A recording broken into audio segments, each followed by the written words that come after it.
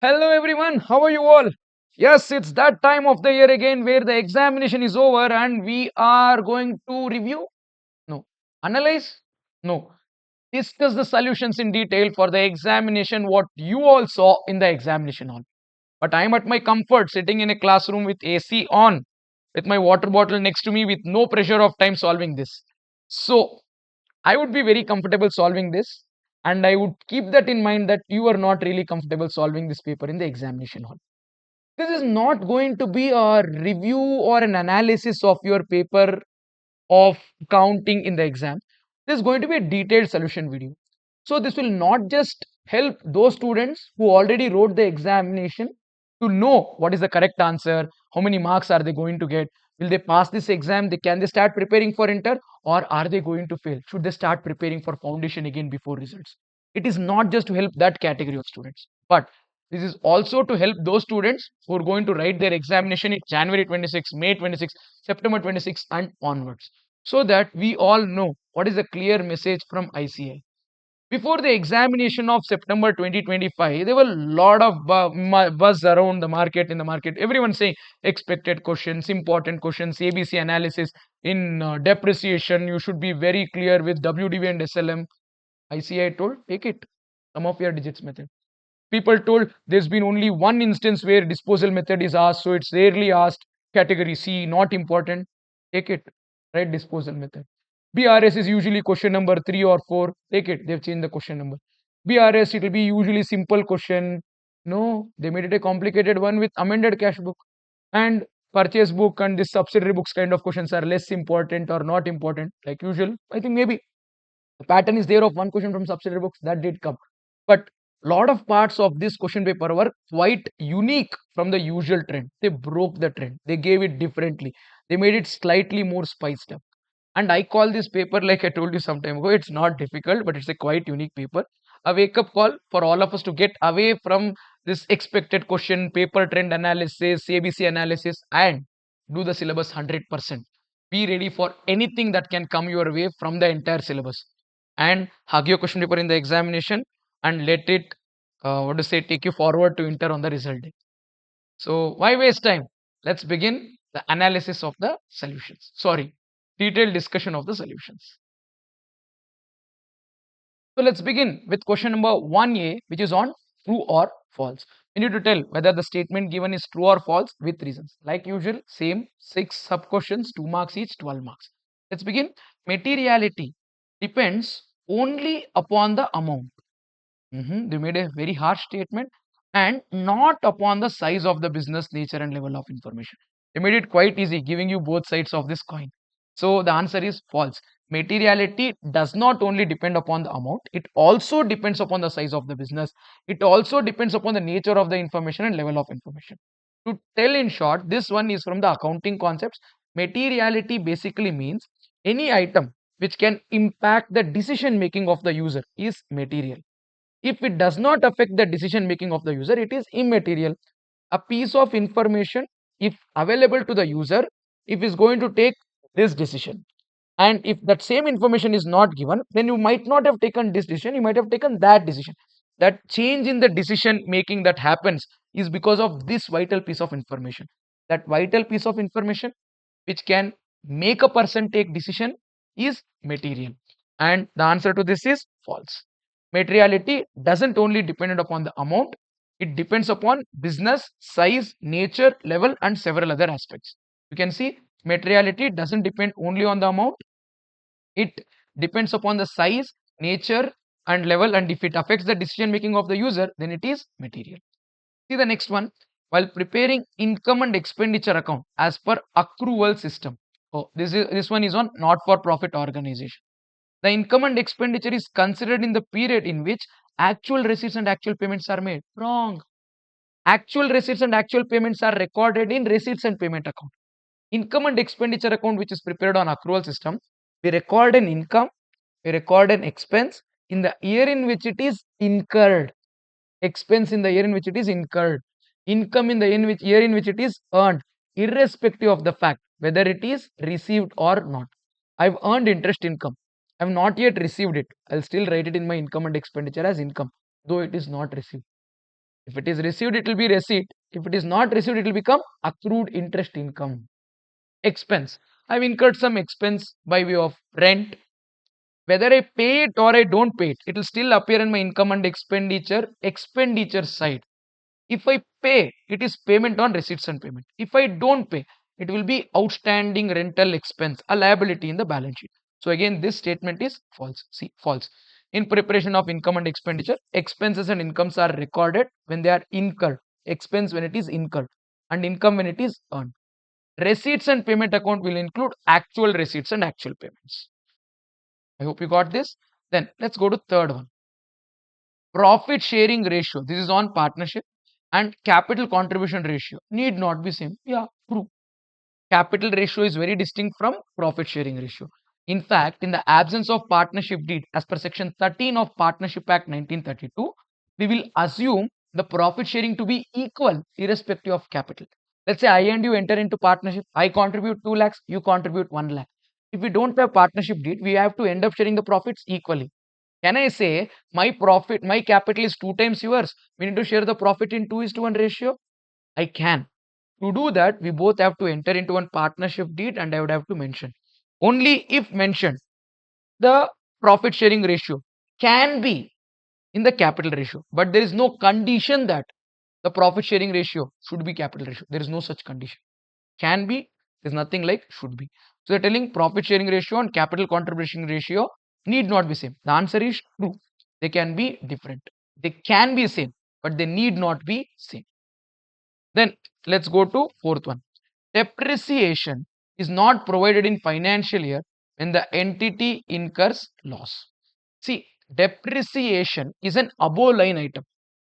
If you draw a line between P&L and P&L appropriation, that comes above the line. Basically, depreciation comes in P&L account. Depreciation is a compulsory expenditure. As per Income Tax Act section 32 also it's compulsory. As per accounting standards also it is compulsory. You have to always provide depreciation. Sir, what if the entity is in loss? You will get to know whether there is profit or loss after you prepare PL. In preparation of PL, you have to write depreciation. Depreciation is charge against income. Only after we provide for depreciation, we get to know profit or loss. First charge depreciation, then you get to know profit. So in short, the answer is false. You need to provide depreciation irrespective of the profitability of the company because it is charge against income. Fourth one, false. Depreciation is charge against profit or income to be charged to P&L. So it is to be charged irrespective of the fact whether the entity is profit making or not. Then let's see the fifth one. The concept that helps in keeping business affairs free from the influence of personal affairs. This is again based on accounting concept. This is business entity concept. So an entity is different from its proprietor. Business is distinct from its owner. So we need to maintain books of accounts to ensure that personal affairs are different from business affairs. They're telling this is known as matching concept. Everything is correct. The last word is wrong. This is known as business entity concept, not matching concept. So then what is matching concept? Matching concept says that we need to match our current year expenses with the current year income to find current year profit or current year loss. If I want to find current year profit, I need to match all my incomes of current year with all my expense of current year, irrespective of the fact whether that expense is paid or not, irrespective of the fact whether that income is received or not. In fact, matching concept is the basis for your accrual and periodicity. They're all connected. So definition is correct, but it's not for matching. So the answer is false. So it is business entity concept that requires us to maintain books of accounts of the entity and distinguishing it from that of entity and proprietor. And matching current year profits with current year expense with current year income to find current year profit or loss is what's given under matching concept. Okay, sorry, have they told matching? Matching. By mistake type money measurement. Matching. Matching concept requires matching current year expense with current year income to find current year profit or loss. Let's see the next one. A company cannot issue equity shares at discount to general public. Part of introduction to company accounts. Yeah, to general public, company cannot issue at shares at discount. Section 53 of Companies Act 2013 forbids issue of shares at discount. So Is it like issue of shares can never be made at discount? No. Reissue of forfeited shares can be made at discount. And if in case you are giving sweat equity shares as per section 54, then you are allowed to issue them at discount. So that is to employees. That is not to general public. General public are not your employees. People who are working for you are your employees. So to employees, you can issue shares at discount. And reissue of forfeited shares can be made at discount, but that's usually considered as sale. That's not considered as issue. So the answer to this statement is true. The general public company cannot issue shares at discount. See, issue of shares at discount is forbidden under section 53 of Companies Act 2013. However, reissue of forfeited shares at discount and sweat equity shares can also be issued at discount. Then we have 1B, which is again a theory question for 4 marks. Cute, sweet little question. This question is very easy. You might have cracked this. This part of your chapter 1 theoretical framework. I'll tell you what irritated lot of students from what I heard. See, if they would have just given valuation principles, a lot of them would have got it right. By just adding the word generally accepted, a lot of them messed up writing generally accepted valuation principles to generally accepted accounting policies. Generally accepted accounting policies gap is different from generally accepted valuation principles. Valuation principle means what? There is an item. You need to write it in your books of accounts. To write an item in books of accounts, you need to give it some number. For example, I bought a laptop, I bought a plant and machinery, I bought a piece of land, I bought some inventory. To write it in my books of accounts, money measurement concept requires me to measure it in terms of money. So what are the various ways or principles based on which I can find its value? That's valuation principles. Let's say, for example, I bought this water bottle by paying rupees 100. So 100 rupees what I paid is the historical cost. First valuation principle. Next one, I bought this for 100, but I don't remember 100 now. So what will I do? I'll use replacement price. Meaning, if I forget or if I lose this bottle and I have to find another new bottle, the new bottle in the market is 110. Because I don't know the historical cost. 110, the replacement price of this bottle will become the best estimate. I can record this in my balance sheet at 110. The first one is historical cost. Historical cost is money that I paid when I bought this long ago. Second one is replacement price. If in case this is lost and I have to buy a new one, how much should I pay for the new one? And then we have something called as realizable value. If in case I am selling this today to somebody, someone is willing to pay 40 rupees. That 40 rupees will become realizable value. So I'll repeat all three. When I buy what I paid, historical cost. If I have to buy today, what I should pay, what is a replacement price. If I sell today, what will I get? Realizable value. Lastly, present value. What is present value? In the future, using this bottle, what am I going to earn? Let's say I'll give this on rent and I'll earn rental income. So the future rental income, what I will get because of the bottle, if I discount it to today's date, so the present value of the future cash flows from this asset is called as present value. So there are 4 generally accepted valuation principles. Number 1, historical cost. Historical cost is the amount paid when we bought it. Replacement price. Replacement price is the amount that I would have to pay to buy the new one today. Realizable value is the money that I get if I sell it. Present value is discounted cash flows from the future of this asset, or the cash flows from this asset in the future discounted to today's date. Future earnings of the asset recorded as of today's value. That's present value. And this is solution to question 1A and 1B. That's another 4 marks. Now let's see question 1C. 1C is from subsidiary books, and this question they wanted us to prepare purchase book. Before we get started with the solution to this question, I want you to remember 2 golden points on purchase book.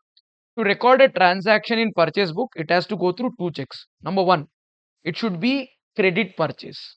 It cannot be purchase of goods for cash. It cannot be cash purchase. It has to be credit purchase. Number 2, it has to be goods. Number 1, it has to be credit. Number 2, it has to be goods. If I purchase goods for cash, we won't record. If you purchase asset for credit, we won't record. It has to be purchase of goods on credit, and that's when we'll enter it in our purchase book. Can we begin? The first transaction that I have is on 2nd of December. Purchase from Gupta and company on credit. plates and bowls. Maybe we are into kitchen cutlery and crockery. I purchased 100 plates at rupees 150 per plate. I purchased 500 small bowls at rupees 50 per bowl. There is discount of 10%. Packaging charges of rupees 2 per plate and 1 per bowl. Okay, do 100 into 150, 500 into 50, add them and deduct 10% trade discount. And after that, packaging charges also will be included in the cost of inventory. So it will be part of our purchase. I'll write number of plates into 2 rupees, number of bowls into 1 rupee as my packaging charge. That's right. So I would write on this is all happening in the month of December. 2nd of December, purchase from Messrs. Gupta and Company. What did I buy? 100 plates. 100 plates into 150 per plate, 15,000. I bought 500 small bowls. 500 small bowls into 50 per bowl, 25,000. And if I add them, I would get 40. From this, I'll deduct trade discount of 10%. 10% of 40. That would come to 4,000. So 40 minus 4, 36,000 is the amount that I would have to pay for the plates and bowls I bought. But I would have to also pay them the packaging charges. So I'll add packaging charges. Packaging charges of 2 rupees per plate. So 100 plates into 2 rupees. That will come to 200. And on bowls, I'm paying 1 rupee. 1 rupee per bowl into 500 small bowls. 500. Add them all together, you get 36,700 to be the cost of purchase from Messrs. Gupta and Company. Done with the first transaction. Then we'll go to next one. 6th of December 2024. Purchased furniture. Okay. The moment we purchase furniture, remember it's a red flag. This is not purchase of inventory. This is not purchase of goods. This is purchase of asset. So this, though it is on credit, it would not come in our purchase book. Maybe I would have to enter this in my journal proper. So this is not a transaction against inventory. Transaction is not to be recorded as it is asset purchased and not inventory. Then let's go to 8th of December transaction. What's happening on 8th of December 2024? Purchased on credit. Very good. From Messrs. Ajanta and Company. So credit, one checkbox tick. Next I would have to check, is it crockery, cutlery and kitchen utensils? Yes, spoon and fork. How many spoons? 50 boxes of spoons at rupees 200 per box. 40 boxes of forks. Oops.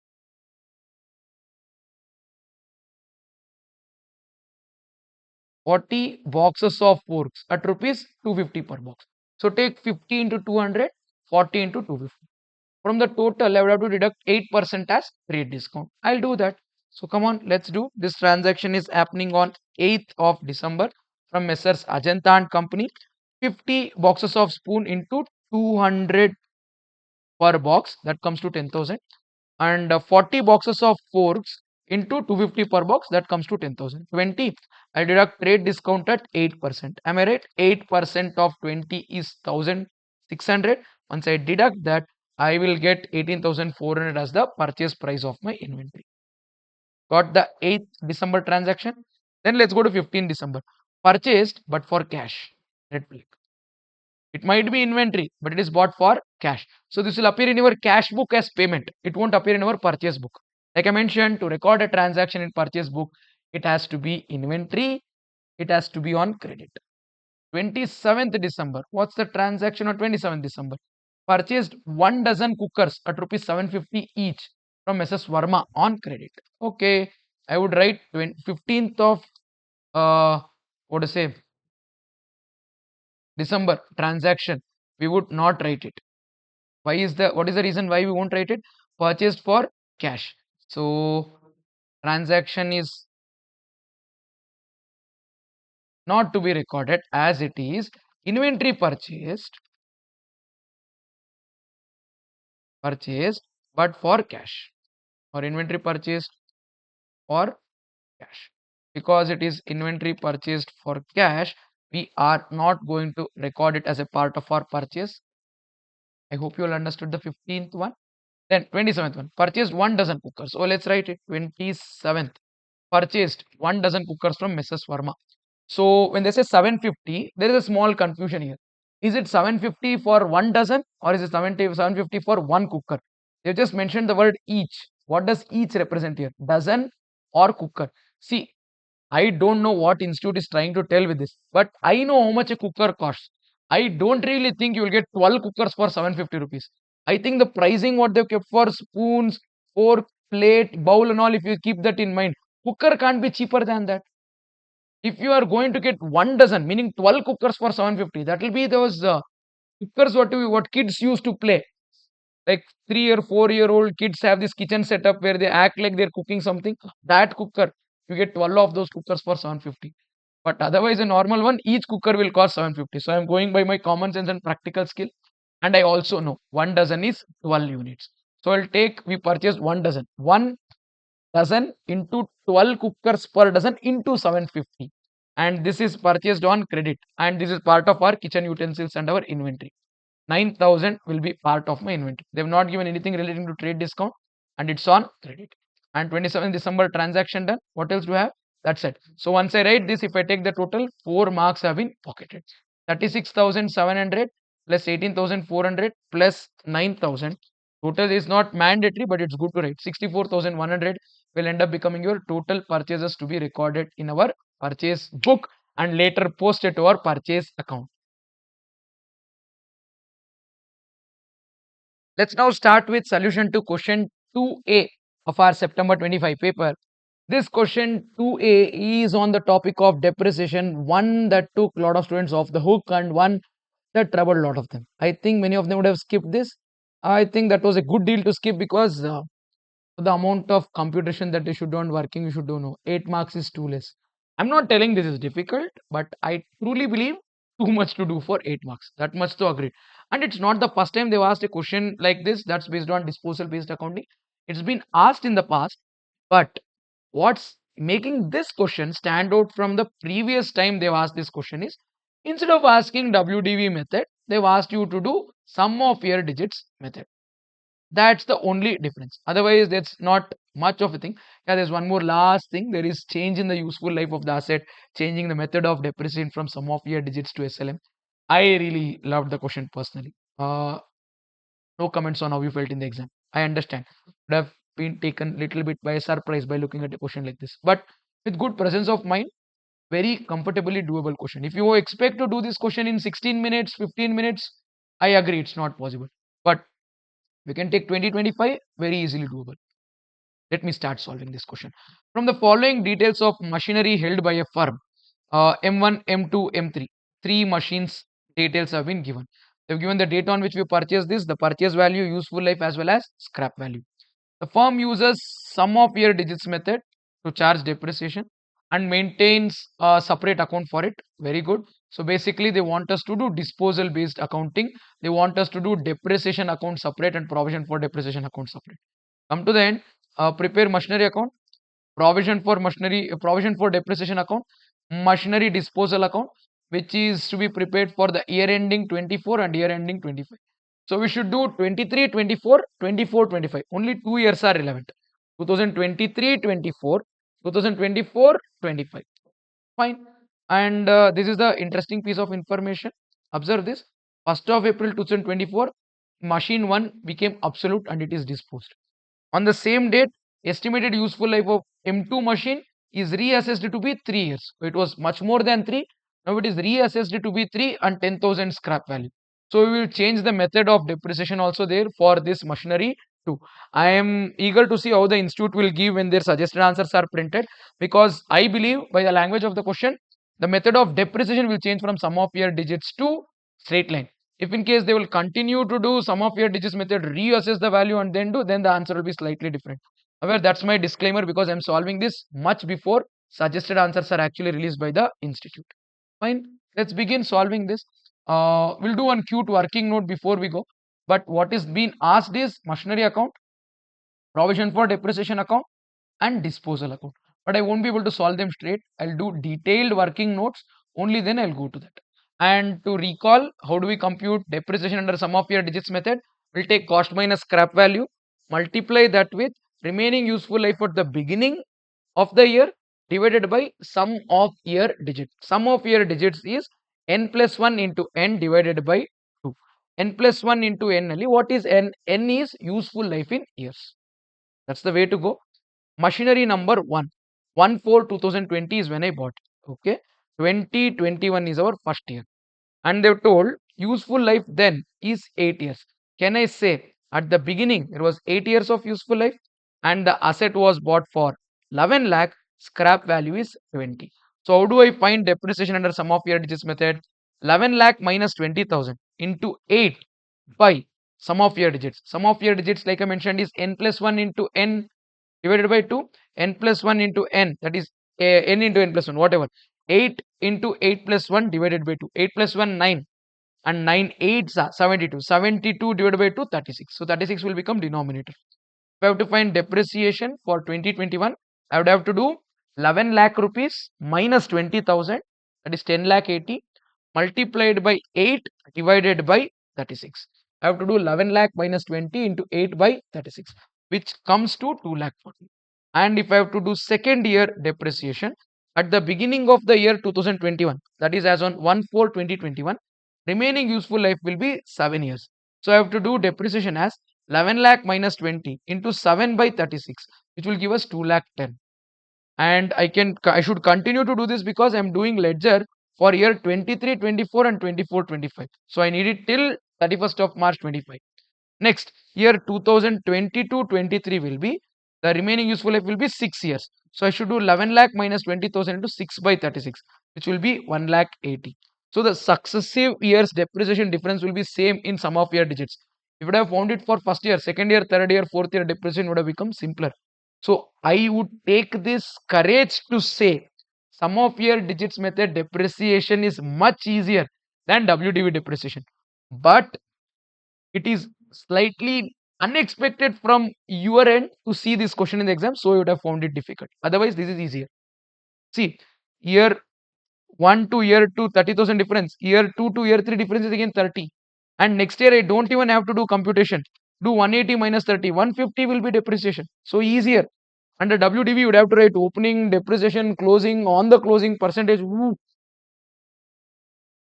But anyways, what's done is done. 11 lakh minus 20 into 5 by 36, and 24 25 is also needed. The reason is very simple, because we need to prepare ledger for year 23 24 and 24 25. Here the remaining useful life will be 4. 11 lakh minus 20 into 4 by 36, that's 1 lakh 20. So these are the depreciations, but what's relevant to me is only these two. But because we are doing some of the provision for depreciation method, I would need all of this also. Okay, then I'll prepare ledger and I'll write the opening balance and I'll show you what is the impact of this. Now when I'm preparing ledger, or I'll do one more detailed working note. Let's go with this. 1/4/2020, I purchased machinery 1 for 11 lakh. I have depreciated it on 31st of March 2021 for 2 lakh 40. So I would depreciate for 2 lakh 40. Then I would get the closing balance as 8 lakh 60. Then again I would charge depreciation. After 2 lakh 40, I'll depreciate for 2 lakh 10. I would depreciate for 2 lakh 10. Then I'll get the value as 6 lakh 50. Again this year I would depreciate it. There is removal of this asset. Okay, M1 gets removed as on 1st of April 24. Oh, 1st of April 24. So no problem. So I would depreciate this on 31st of March 23. 31st of March 23, I'll depreciate it by 1 lakh 80. I would depreciate it by 1 lakh 80. If you want, I can show the computation here as well. Same thing what we discussed then. And once I depreciate this, I get the value as 4 lakh 70. Again, I'll depreciate it on 31st of March 2024. For year 24, it's 1 lakh 50. I would write 1 lakh 50 as depreciation, arriving at the balance of 3 lakh 20. And on this year, 1st of April 2024, I don't need this 1 lakh 20. Why? Because at the beginning of 1st of April 2024, this machine gets disposed, removed. So basically, if in case it was not disposed, I would have written depreciation here. But because it's disposed, I write no depreciation. It will get removed. And this asset will get removed at the value of 3 lakh 20, basically making it 0. 3 lakh 20 is its WDV. I want its original cost and accumulated depreciation, but we'll do it as a separate note. I hope you all got this. Then let's go to machinery 2. I'll fill the machinery 2 column, machinery 3 column. I'll have total amounts. Then I'll start with my ledger. Then ledger is very easy, just dumping the data. Come to machinery 2. Machinery 2 was bought on 1/4/2022. I would write 1/4/2022 is first year is 22-23 and its useful life is 8 years. So first year beginning the remaining useful life is 8. And how do I compute my depreciation? 9 lakh 40 is the purchase price or original cost, 40,000 scrap value. From 9 lakh 40 I deduct 40 to get 9 lakh.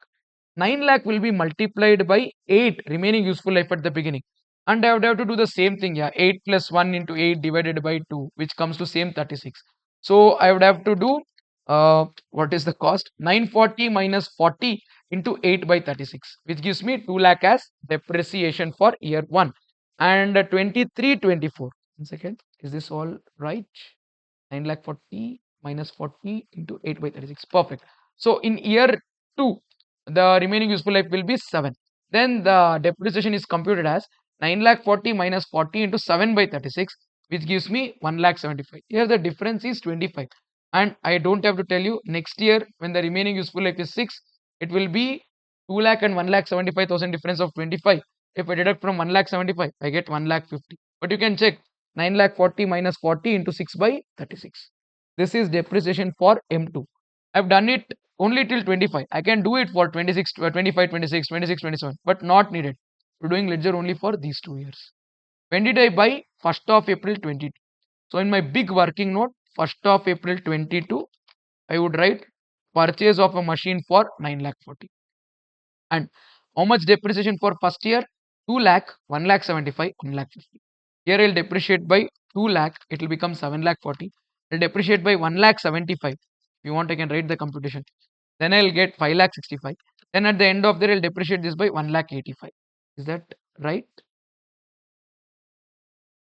Sorry, it's 1 lakh 50 here. Oh, this depreciation is changing in year 2024-25. M2, see, the date when we remove M1, M2's remaining useful life is reassessed to be 3 years with 10,000 scrap. So what I would do is, this final year depreciation is not provided on M1. Why is it not provided on M1? Because this asset gets disposed on 1/4/2024. And M2, this final year depreciation won't happen. Why? Because the basis is only changed. See, the asset was originally bought for 9 lakh 40 and in year 22, 23 and 23, 24 I have depreciated it by 2 lakh and 1 lakh 75. Can I say 3 lakh 75,000 is already depreciated? So written down value of this will be 940 minus 375, 5 lakh 65. Now 5 lakh 65,000 of the WDV has to be depreciated over the next 3 years after deducting 10,000 scrap value. Switch to SLM. Very simple. Revised scrap value 10 and revised useful life 3. Can I say the depreciation to be charged anymore will be 5 lakh 65,000 minus 10,000 divided by 3 years. This change in the scrap value and this change in the change in the useful life is change in accounting estimate to be given prospective effect. From now, we don't have to change what has happened in the past. And depreciation method is also an accounting estimate, which is based on the useful life and scrap value and pattern of usage. If those change, method of depreciation will automatically change and it is allowed to be changed. And that change in method of depreciation also should be given only prospective effect, meaning we should change it from now. We don't have to change the past. So can I say depreciation will be 5 lakh 65,000 minus 10,000 into 1 by 3, which comes to 1 lakh 85,000. So in the last year 24-25, depreciation that I would have to provide on M2 will be 1 lakh 85,000. I hope everyone got this. So please do 5 lakh 65 minus 1 lakh 85. The value of the asset will be 3 lakh 80. It's absolutely fine. Correct. Then let's go to M3. M3 was bought on 1/4/2024. It was purchased at 8 lakh 10, but there is no scrap value. And its useful life is 5 years. Okay. Now when I do M3's table for M3, at the beginning 2024-25, the remaining useful life will be 5 years. There is no scrap value. I'll do 5 plus 1 into 5 divided by 2. 5 plus 1 6, 6 5s are 30, 30 by 2 is 15. So if I have to find depreciation, I would have to do 8 lakh 10,000 minus 0, which is 8 lakh 10 into 5 by 15, which gives me 2,70,000 as depreciation. That's it. I don't have to do for 25, 26 because they've asked ledger only for 23, 24 and 24, 25. So I would write this 2,70,000 here. So I purchased the asset on 1st of April 2024, M3 for 8 lakh 10. On 31st of March, I'll depreciate it by 2 lakh 70 and 810 minus 270, I have 5 lakh 40 left. So I have the table ready. I just have to take the totals of this M1, M2, M3 column and write here. Look at the total, write machinery account, provision for depreciation account and disposal account. If in case you knew the flow of the problem, this was doable within the time also. Now 2 lakh 40 I would write here. Then I would get 8 lakh 60, 2 lakh 10, 6 lakh 50 and 9 lakh 40. Now the depreciation will be 180 plus 2 lakh, 3 lakh 80 here. And if I deduct, I get 1 lakh 10 and depreciation here 150 plus 175 which is 325. 1210 minus 325 is 885 which is 565 plus 320 also. Disposal 320 I'll deduct and 8 lakh 10 purchase I'll add minus 270 and minus 185 455 and if I deduct I would get 920. That would be the written down value as on 1st of April 2025 which can also be found as 540 plus 380. Anyways, we have the entire working note ready. Now let's start with the ledger. Ledger is to be done only for these 2 years 23, 24 and 24, 25. These are the 2 years for which I want to prepare my ledger. Fine, let's begin. To begin with, I would write in my machinery account on 1st of April 2023 balance brought down. I have 3 machines, machine 1, machine 2, machine 3. I won't write them at WDV because machinery account is at OG or OC, original cost. So what is original cost? Original cost is same here, 11, 940 and 810. I would write 11 lakh, 9 lakh 40 and 8 lakh 10,000. Putting them together it is 28 lakh 50. And machinery 1 gets removed. Machinery 2 gets reassessed. That's happening in 1st of April 2024. So basically in this year there is nothing happening. Same to same whatever I have in machinery will become balance carried on. But I won't finish one ledger and then go to the other. I will go in the order of events. Now 1st of April 2023 I have written these 3 as opening balance. But if you observe our working note, 1st of April 2023 opening is 12 lakh 10. But I wrote 11 lakh and 9 lakh 40. And yeah, that's it. 11 lakh and 9 lakh 40, no? Is that what I wrote? Oh, no. 1st of April 2023. 1st of April 2023. Oops. I should have not written machinery 3 because machinery 3 was bought later. So I cannot write machinery 3 here. I hope I'm right. 1st of April 2023. 1st of April 2023. I have machinery 1, machinery 2. Machinery 3 comes only in the next year. Okay, that's not written. Now it's correct. And the same thing will appear as my closing balance on the credit side. Now, next ledger. In the provision for depreciation ledger, on 1st of April 2023, I need to bring down the accumulated depreciation on machinery 1, machinery 2. Machinery 3 is not there anyways. How much is the depreciation already charged on machinery 1, already charged on machinery 2? On machinery 1, we've already charged 2 lakh 40, 2 lakh 10 and 1 lakh 80. 2 lakh 40 plus 2 lakh 10, 1 lakh 80 is the accumulated depreciation on machinery 1. 450 plus 180. See this? 2 lakh 40 plus 2 lakh 10 plus 1 lakh 80, 6 lakh 30. And on machinery 2, how much is the depreciation already charged? Only 1 year depreciation. 2 lakh. I would write here on machinery 2, 2 lakh is already charged. Can I say the balance here is 8 lakh 30? Now we'll have a small check. Opening balance of machinery at original cost is 20 lakh 40. Opening balance of provision for depreciation is 8 lakh 30. Take 20 lakh 40 in your calculator and deduct 8 lakh 30. Original cost minus accumulated depreciation. You would get WDV. What is the WDV of the asset? 12 lakh. You will get the same number. That means this number has been correctly written. Now we would have to record current year depreciation of 3 lakh 25,000. When I record current year depreciation of 3 lakh 25, 1 lakh 50,000 of this depreciation is on machinery 1. 1 lakh 75,000 rupees of this depreciation is on machinery 2. So the entry will be depreciation account debit to provision for depreciation. It will nowhere affect our machinery account. I'll repeat, journal entry for depreciation with provision method is depreciation to provision for depreciation. It will not come anywhere in machinery account. So in provision for depreciation account, I would write on 31st of March by depreciation on machinery 1 and on machinery 2. What were the amounts? On machinery 1, 1 lakh 50. On machinery 2, 1 lakh 75. 1 lakh 50, 1 lakh 75. Putting them together, 3 lakh 25. We're done with provision for depreciation. Now we'll close the ledgers. First, we'll close the asset ledger. I would write on 31st of March by balance carried on M1 11 lakh, M2 9 lakh 40. M3 should not be written because M3 was not there. Then I would write here 20 lakh 40. M3 was bought only next year. And in this here, I would write the balance carried down again. How much is the balance carried down as on this date? Provision for depreciation. For M1, it was 6 lakh 30 at the beginning. During there, we depreciated by 1 lakh 50. So it will become 7 lakh 80. And machinery 2, at the beginning of there, it had been depreciated and accumulated depreciation was 2. And during the year, we have further depreciated it by 1 lakh 75. So it will become 3 lakh 75. Putting it together, 11 lakh 55. Done. There is no disposal in this year. Disposal is done in next year. So disposal ledger, no transactions. So now I have closed the ledgers for this year. I'll bring it to next year. 20 lakh 40, 20 lakh 40. Asset account, I'll write 2 balance brought down M1, M2. M1 11 lakh, M2 9 lakh 40. M3 will actually not come here. It is later bought. 20 lakh 40,000. Opening balance written. And let me write opening balance here also. Here totals will match at 11 lakh 55.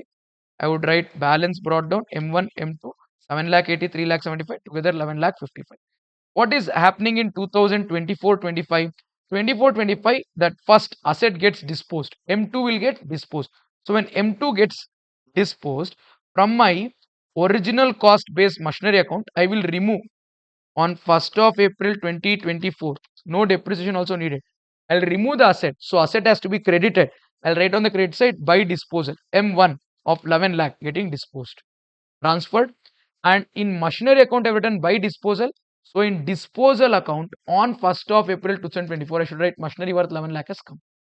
When the machinery gets removed, accumulated depreciation which was maintained on that asset is also no longer required. On M1, we had accumulated depreciation of 7 lakh 80. This will be now transferred to disposal. So I'll write in provision for depreciation, provision written off. So provision is reducing. That's on the debit side. I'll write by disposal on M1 7 lakh 80. And in machinery provision for depreciation, I've written by disposal.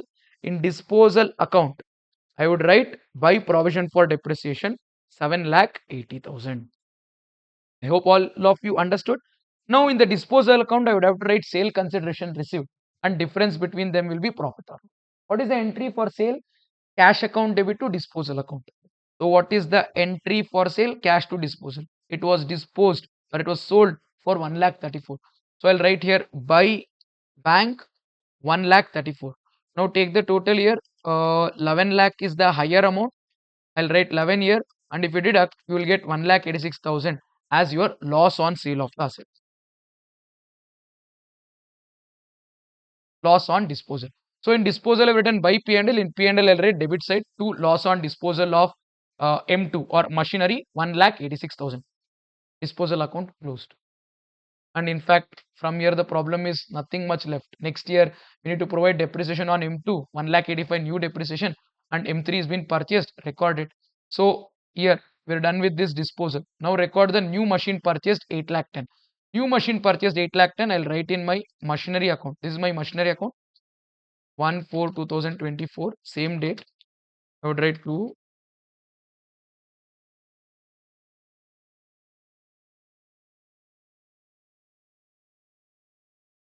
bank account. What we bought is M3. What is the price of M3 purchased? Machinery 3 was purchased for 8 lakh 10. That's it. Now I would go for depreciation on machinery 2 and machinery 3. And here when I write balance carried on later at the end of there, machinery 1 11 lakh is gone. Machinery 2 9 lakh 40 and machinery 3 8 lakh 10 will come. Fine. Let's write our depreciation for the year. How much is depreciation on machinery 2 and 3? 4 lakh 55, which is 1 lakh 85,000 on M2 on re-estimated basis and 2 lakh 70,000 on machinery 3. Journal entry for depreciation is depreciation account debit to asset, but we cannot write depreciation to asset. We'll write depreciation to provision for depreciation.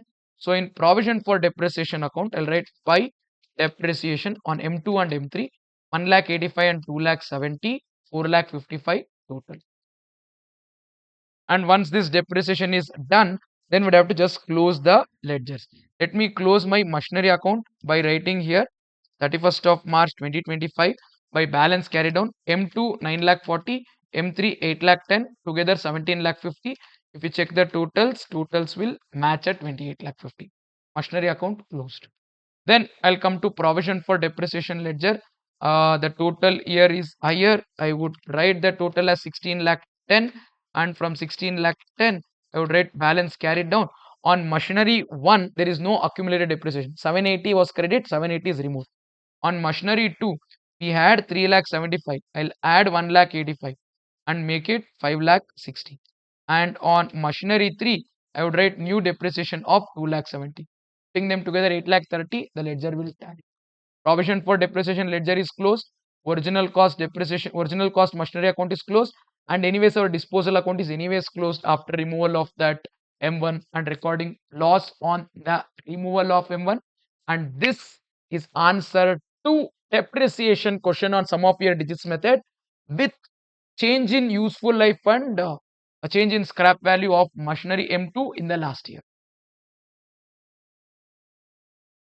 Let's now discuss solution to question 2B of our CA Foundation September 25 examination.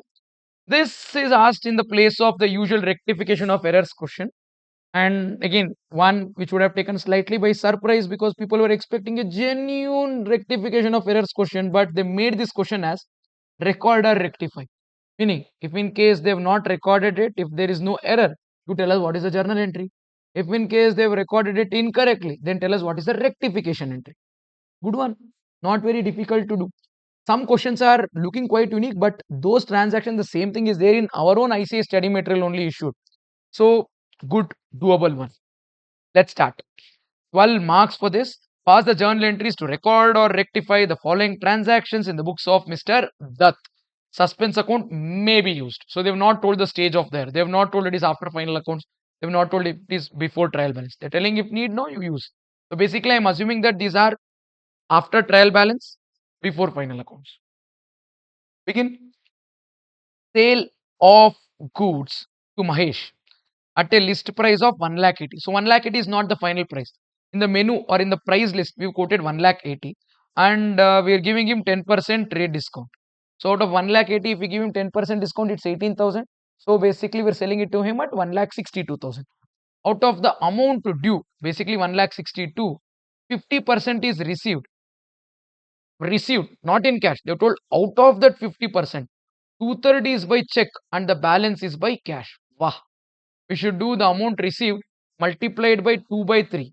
That will be check multiplied by 1 by 3. That will be cash, and all our computations will go wrong because they've told CGST and SGST is applicable at 6%. So first I should take 180, deduct 10% trade discount, 162. Then add 6% SGST, 6% CGST. That new amount what we got, that is the money Mahesh owes us. In that, he will give 50%. In that 50%, two-third will be check, one-third will be cash, balance 50% will be outstanding in the name of Mahesh only. So I will split it into two entries and then record it for your ease of understanding. However, you can write one single entry for this as well. So when I purchase goods, when I sell goods to Mahesh, Mahesh owes me money. So Mahesh is my debtor, Mahesh account debit. And I've sold him goods, goods are going out, I will credit sales. Sales will be credited at 1 lakh 80, but there is trade discount of 10%. I deduct 10%, that is 18,000 to arrive at 1 lakh 62.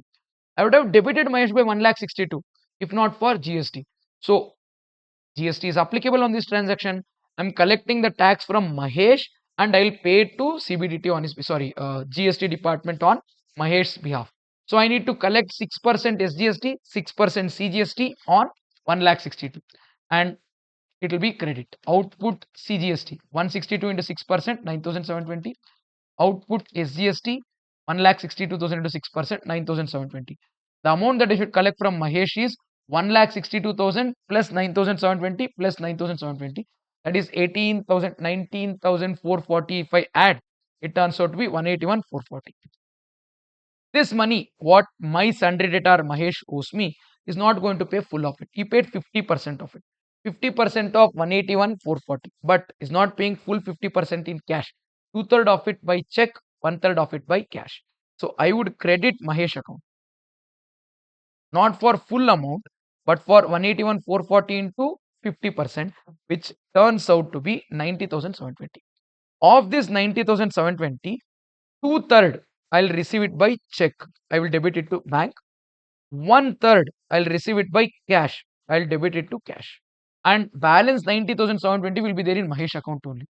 Instead of writing this entry this way, you can choose to write Mahesh account debit 90,720, bank account debit 60,480, cash account debit 30,240, to sales 1,62,000, to output CGST 9,720, to output SGST 9,720.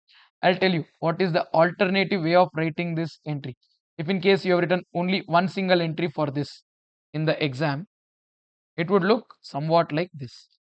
I would debit Mahesh, but not for 181 440, 90,720. This is the extent to which Mahesh owes me money, because part of it he has already paid me. How much did he pay? He paid me 10,080 by check, and he has not 10,080, 60,480 by check, and 30,240 by cash. That is the money that he has already paid me. Basically, he has paid me 90,720. He is yet to pay me 90,720. And this is because he has bought goods from me. Sales to him 1,62,000. He has to pay output SGST 9,720, and he has to pay output CGST 9,720. This is my entry. So you could have written it like this, two separate entries, or one single entry this way. Either of the ways you have written, you would get full marks for the same. I hope you guys have understood this. Let me take you to the second transaction. What's happening in the second transaction?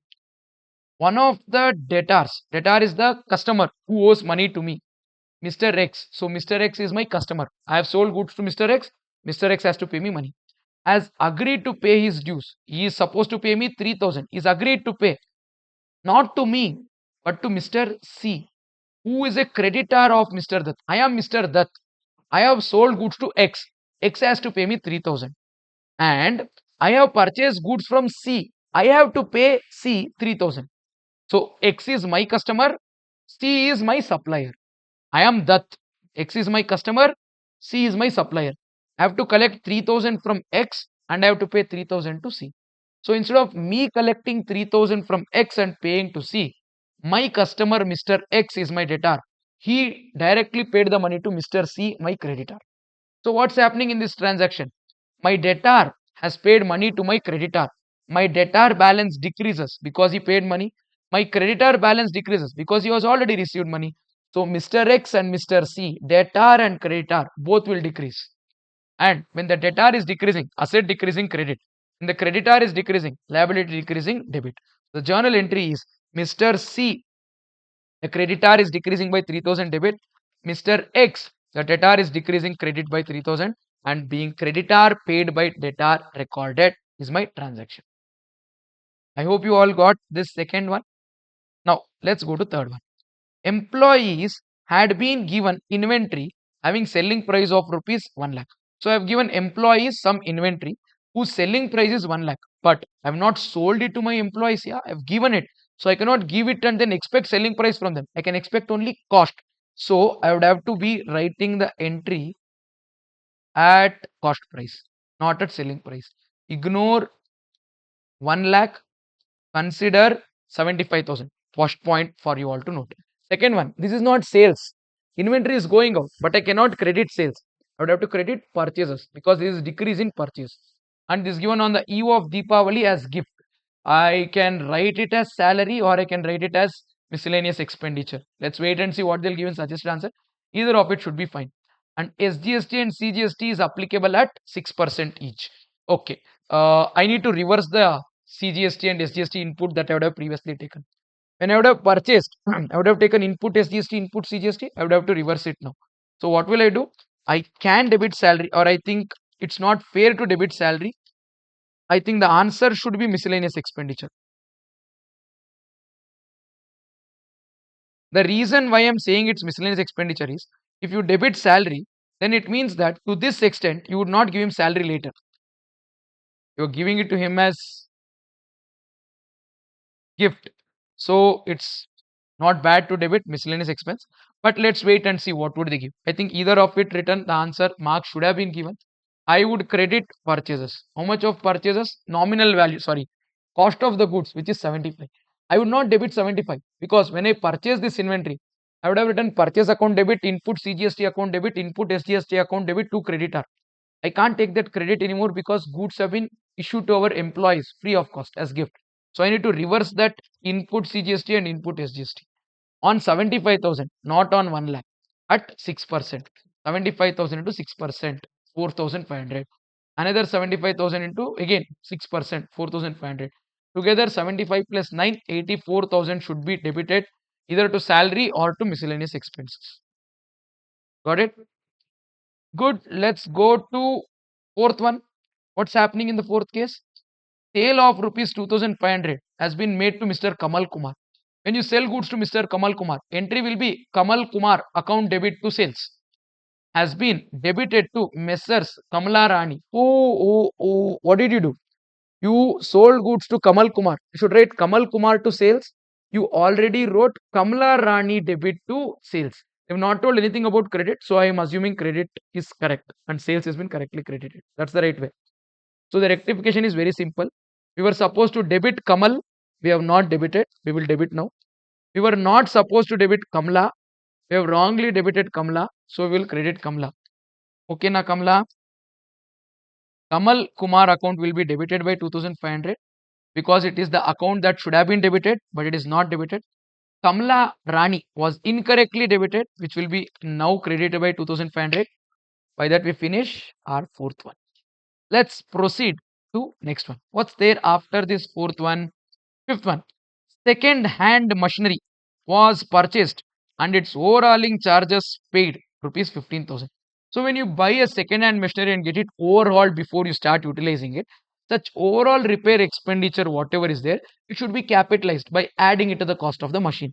So this 15,000 should be added to second hand machinery's expense cost. So basically the entry is machinery to cash. It should not be repairs to cash. The accountant debited overall charges to repairs. Shabash is done. Error of principle. Instead of charging that overall expenditure to the cost of the asset by increasing the cost, is incorrectly charged it to expense. Now we'd have to reverse the expense. So repairs was incorrectly debited. Now I will credit it. Machinery should have been debited but not debited. I will debit it. This is to the extent of 15. This is the rectification entry. Repair expenditure in the form of overhaul should have been added to the cost of the asset machinery, which was not added. Now I'll debit it by adding. It was wrongly debited to repairs and maintenance. I will reverse it by crediting. And then they're telling depreciation is to be charged at 10%. If I would have added this 15,000 to machinery, machinery would have been recorded at 15,000 higher price. I would have charged 10%, that is 1,500 depreciation on this machinery. Because I have not increased the value of the asset by 15, I have incorrectly written to PL. Asset is recorded at lower value, depreciation has gone down by mistake. Now that I have rectified the value of the asset, now I have to provide for depreciation. Entry for depreciation, like we all know, is depreciation account debit to machinery.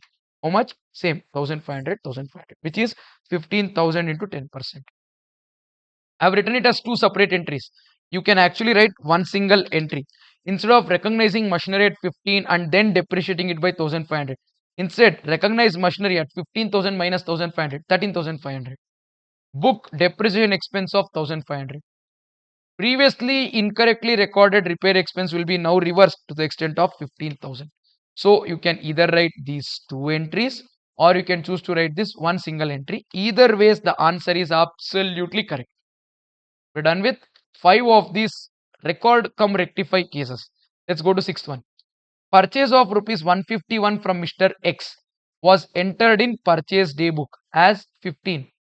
They were hungry. Vatte hashita ittu. They've eaten one. Wow, shabash. So what did they do? Purchase is 151. Correct entry is purchase account debit to X. They've written in purchase book correctly, but not at 151. They've written at 15. No, don't write, you'll write 1. No, 151 minus 15. 136 is the extent to which we were supposed to debit purchase. We have not debited. Or I'll tell you differently. Purchases should have been debited by 151, but purchases is debited only by 15. So balance 136 I will debit now. So purchase account should have been debited by 151, but they've wrongly debited only 15. Balance of 136 if I debit, total purchase will become 151. Rectified. See further. What else have they done? It should be posted to Mr. X as 151. They posted as 51. They forgot 100. Purchase account debit 151 to Mr. X account 151. They have written purchase account debit 15 to Mr. X 51. Mr. X should have been credited by how much? 151. But they've credited by how much? Only 51. I will credit the balance 100 here, and that's it. But the debit credit is not matching. Debit is 136, credit is 100. If you remember, they mentioned in the heading of the question, use suspense wherever need be. We'll write 2 suspense 36, and that's how I'll close this. Got it? Good one. Sixth one done. Seventh one. R has been issued credit note. Credit note is a note given when we credit that party. I have sold goods to that party. He becomes my debtor. I write R account debit to sales. When he doesn't like the goods and he returns it, and I'll give the goods back, I'll receive the goods back from him. I will write sales return account debit to R. When I write sales return account debit to R, I'm crediting R. So I'll take the printout of the journal entry and then give it to him saying that, boss, I've credited your account. The note which tells that I've credited my debtor is credit note. So R account has to be credited. So I will credit R account. R account has to be credited. What is the credit note given? It is to the extent of 6,000, allowing him rebate. Rebate means decrease in the money that he owes me. If he is not happy with the goods, when he returns the goods, I will give him rebate saying that in the future you buy goods to this extent. And basically it's like sales return. As goods supplied to him were found defective. CGST and SGST was that on 6%. So that also has to be reversed now. Now, what they've mentioned now, rebate is given to the extent of 6,000. Now I need to reverse the CGST, SGST previously charged. When I booked it as sale, I would have credited no output SGST, output CGST. I would have to reverse it by debiting output CGST and output SGST. Don't write 6,000 as credit to R. He's returned the goods and got the rebate of 6,000. I need to reverse GST on 6,000 at what is that percentage given? 6%. 6,000 into 6%, 360. 6,000 into 6%, 360. 6,720 is the extent to which Mr. R gets credit note. Because I'm reversing GST also, which was previously charged on such sale of 6,000.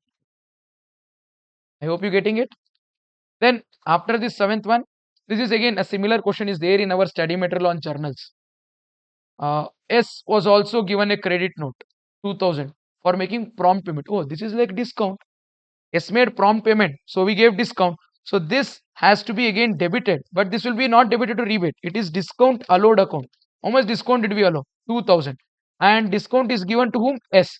When I give discount, I'll write discount allowed to S. If I don't give discount, he has to give cash. Then I'll write cash to S. If I don't collect cash, but still reduce his account, I'll write discount. Now I'm crediting S account now. The way I credit my S account, I print it in a paper and then give it to my S saying that boss, I've credited your account.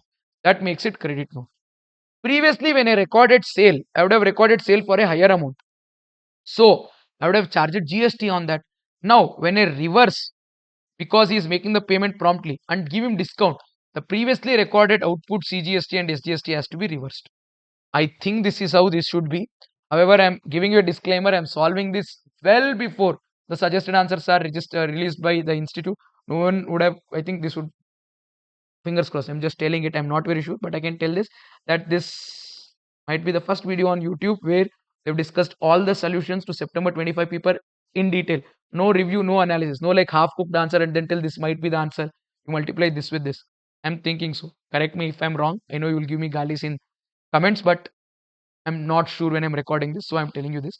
So once the suggested answer comes, please check with this whether they've debited output CGST and output SGST or not. But according to me, I think they should do. How much is the rate of GST? 6%. 2,000 to 6%, 120. 2,000 to 6%, 120. Together, when I credit S account, I should be crediting it by 2,000 to 40. That is the extent to which you'll get a credit note. Got that?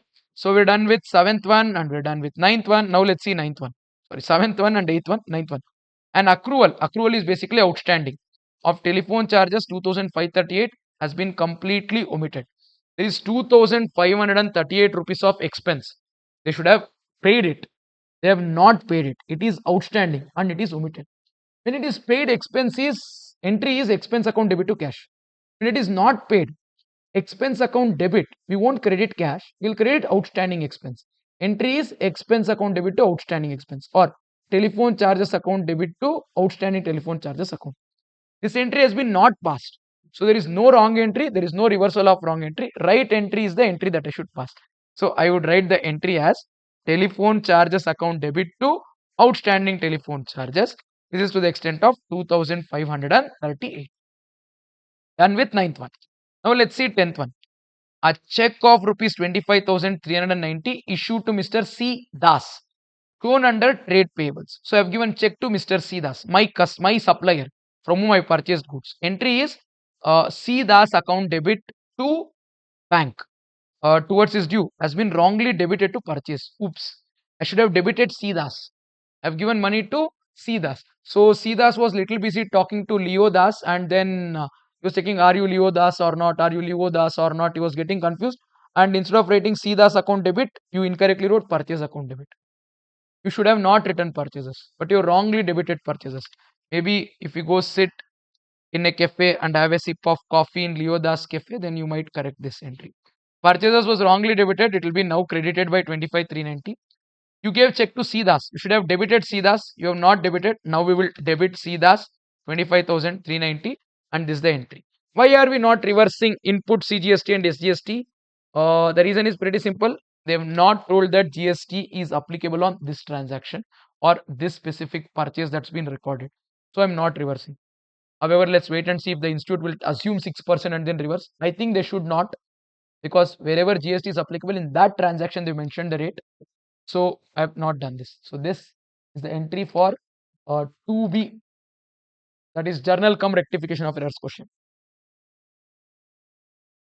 Let's now solve question number 3A from our September 2025 paper in the books of Mr. Y.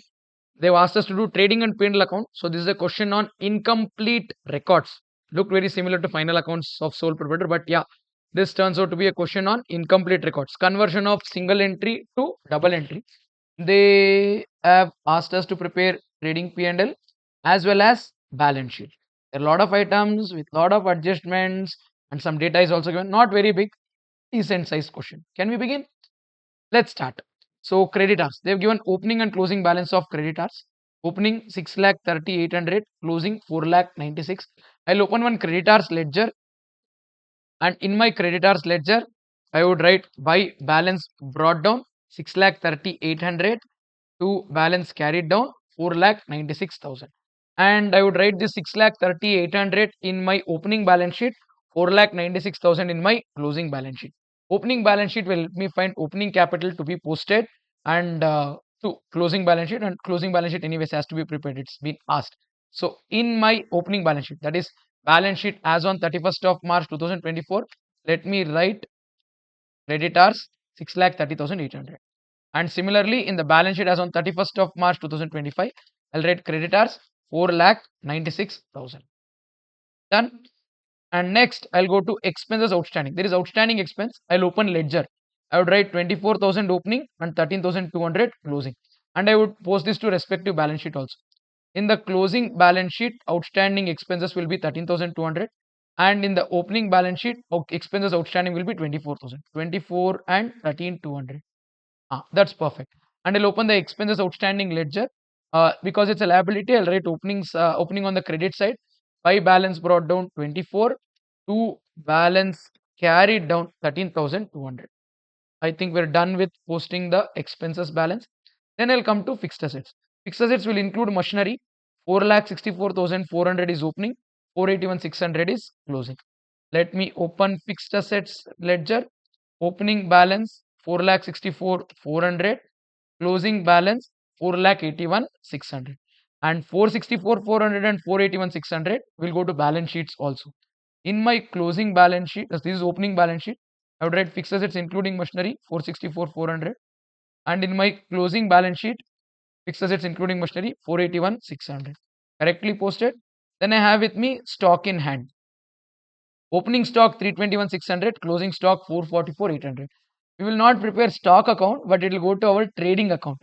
In my trading account, I would write opening stock as 3,21,600. I would write my closing stock as 4,44,800, and this will appear in our respective balance sheet also. In our closing balance sheet, I end up writing stock, closing stock 4,44,800, and in my opening balance sheet, I end up writing stock 3,21,600 rupees. What do we have after this stock item? We have cash in hand and cash at bank. Both opening 1,18,400 and 1,60,000. In the opening balance sheet, I would write cash in hand, cash at bank, 1,18,400 and 1,60,000, and I'll finish writing sundry debtors also 661,200 given. And in the closing balance sheet, I'd write cash in hand, cash at bank, sundry debtors. Cash in hand and cash at bank, I know 48 and 275,200, but sundry debtors is not given. We will find it. We'll open one ledger called as sundry debtors ledger. I would write 661,200 and then question mark. We'd have to open one cash in hand and cash at bank to record all the transactions of cash. Well, let me do that as 2-column cash book. I would write opening balance. Balance brought down 118,400 and 1,60,000. Then I'll write balance carried down at the end. How much is the balance carried down of cash and bank? Cash it is 48. Bank it is 2,75,200. Done. Recorded. Then we have our debtors account anyways, which I have not yet opened. I'll open debtors. Opening balance 6,61,200, and I have to find my closing balance, which I don't know. I need to find credit sales, discount, allowed, bad debts, everything, and then I'll figure out my closing balance of debtors eventually. What do I have after I post all of these items? They've given some years transactions. What is the transactions that they've given here? Cash and discount credited to debtors 25,60,000. So discount allowed to debtors and cash received from debtors together it is 25,60,000. I don't know the split. I actually need the split. So I know discount is allowed to debtors, which will decrease debtors. Cash is received from debtors, which will again decrease debtors. Together this is 25,60,000. Individually I don't know. My God, sorry. Phone was not on silent and I got scared because I was fully focused on the subject. That's how you guys also should be one minded. I had skipped a beat actually. Fine. 25,60,000 is the discount allowed and cash received from debtors together. I'll later find the split. And what is it that I would have to do now is in my cash account, I know that there will be some money received from debtors. I would write here, but I don't know the amount. And discount allowed is an expense, and this should appear in my P&L account debit side. Right now, I don't know how much is discount allowed. Later, when I get to know, I will write. So I've written in my P&L account just the name for it to be known later. Then I have with me return from debtors 58,000. So when you say return from debtors 58,000, our customers to whom I've sold goods, they've returned it to me. It is sales return, yeah, 58,000. Journal entry is sales return account debit to debtors. Firstly, it has to be deducted from sales. I don't know how much is my sales. Cash, credit, both will be there. And from that, I will deduct my sales return. This I know, 58,000. Sales have decreased. And next, it should be written in debtors account on the credit. Why? See, is my debtor, he has to pay me money. But not if he returns the goods. He's returned the goods to me to the extent of 58,000. Because he has returned the goods to the extent of 55, he no longer has to pay me money. I hope you all got this. Debtors 58 done. Then there is bad debts to the extent of 16,800. Bad debts journal entry is bad debt account debit to debtors. So in debtors account, I would write by bad debts 16,800. And in my P&L account, on the debit side, I would write bad debts, but this time I know the amount. Unlike discount allowed, which I don't know, P&L account only debtors I know it is 16,800. What's next after bad debts? We have gross sales.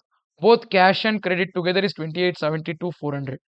I don't know how much is cash, how much is credit. And they mentioned gross.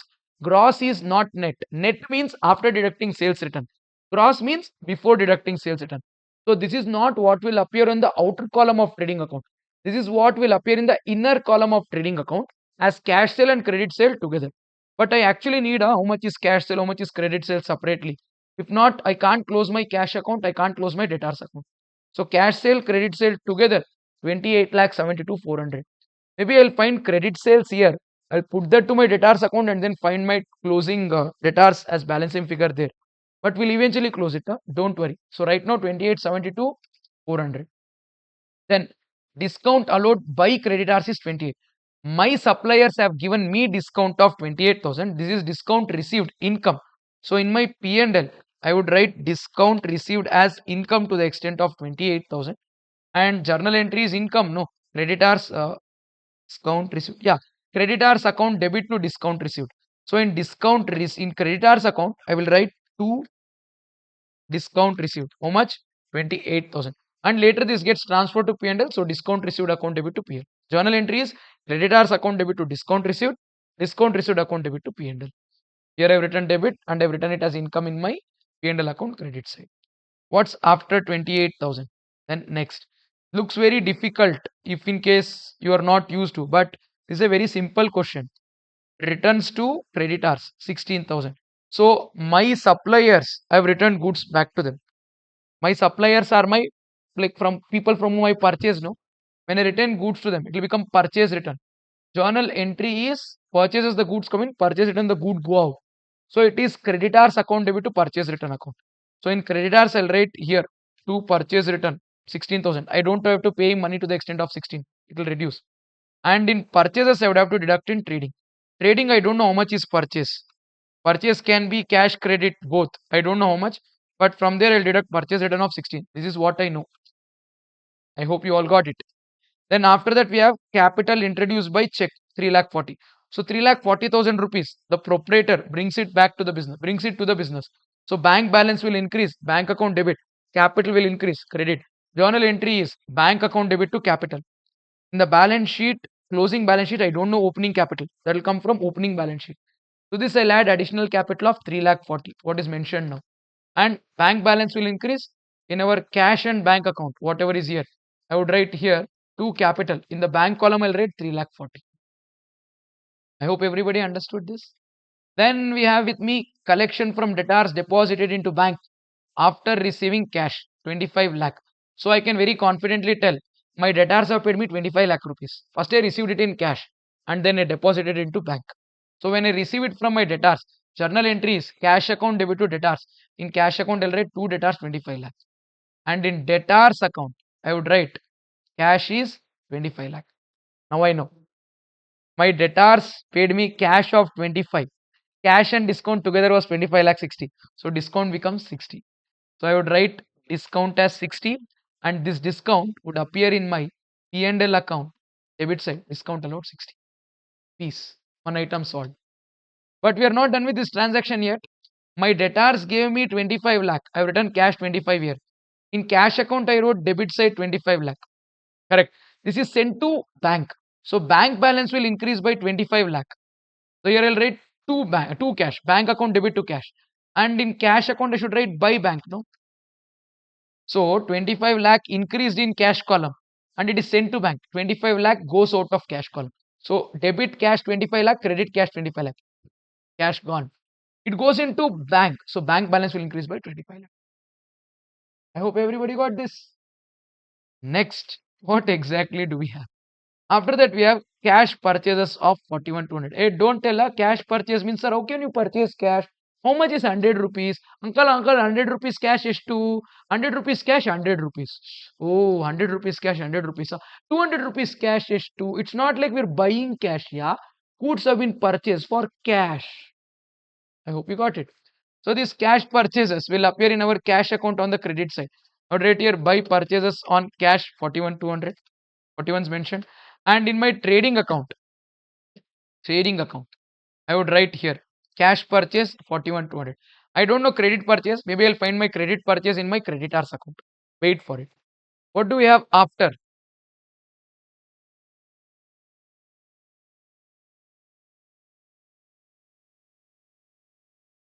Battery was low. I had to put it on charge. Next, expenses paid by cash 3,82,800. Expenses is paid by cash. Journal entry is expense account debit to cash. In expense account, I'll write debit side to cash 3,82,800.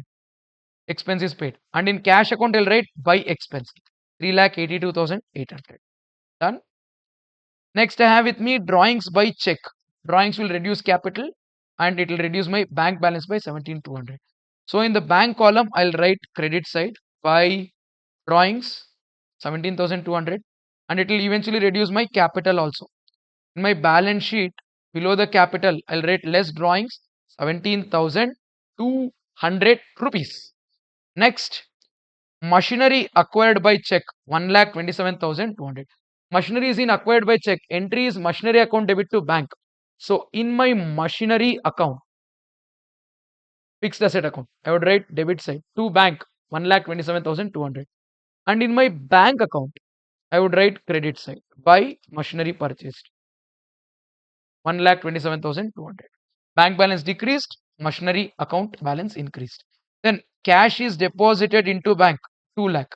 So cash is deposited into bank. In the bank column, it's going to be debit because it is increasing. And in the cash column, it's going to be credit because it is decreasing. And when you write the amount in bank column, you should write to cash. When you write the amount in cash column, you should write by bank. I hope you got it. Then we have cash withdrawn from bank 369,600. I am assuming this to be not for personal purpose, this is for business purpose. So cash is withdrawn from bank. Bank balance is decreasing. So in the bank column credit side 369,600, it is increasing cash. In the cash column debit side. So when I'm writing the amount in cash, I'll write to bank. When I'm writing the amount in bank, I'll write by cash. I hope you got this. Next, we have cash sales 1,84,000. We knew total sales. Now we know cash sales. From total sales, if I deduct cash sales, I'll get credit sales. By writing that, I can find closing debtors balance. Yeah. Cash sales 184. So can I say my cash balance will increase to this extent? So I would write here cash 1,84,000 increase because of sales. So in cash column, I've written debit. And let me take you to trading account. And in my trading account, I'll write cash sales as 1,84,000. Total sales is 28,72,400. In that cash sales is 1,84,000. If I deduct 1,84,000 from 28,72,400, I'll get 26,88,400 as my credit sales. So I've written credit sales in sales trading account. I would have to write it in my debtors account. Debtors account, we have left space for the same. I would write here two sales credit 26,88,400. Everything's here. Yeah. Balancing figure is balance carried down. Then last item, payment to creditors by check 24,10,800. We have paid our suppliers. Creditors account debit to bank account is the entry for 24,10,800. In creditors account, I wrote to cash. In my cash account, I will write by creditors. I'll write at the bottom by creditors. It's paid by check. Okay. Bank column 24,10,800. Everything's done and dusted, posted. That's the end of the question. Now what do? I would close one ledger after the other. Come on, let's close one ledger after the other. First one, debtors account. Everything's there. Find the balancing figure and that balancing figure will be closing balance. So 33,49,600 minus all these items, you get 7,14,800. 7,14,800, I'll write in the closing balance sheet as debtors. Done. And if in case you find the video too fast, watch it at 0.75x speed. People usually tell no, for best experience, watch it at 1.5x. We are already at 1.5x. You watch it at 0.75x if you find it fast. Then debtors ledger is closed. Creditors. We have opening creditors. I have cash paid to creditors, discount received from creditors, purchase return and closing balance. Balancing figure is credit purchase. Take the total on the debit 25,90,800, 29,50,800. Deduct 6,30,800. You get 23,20,000 as our credit purchase.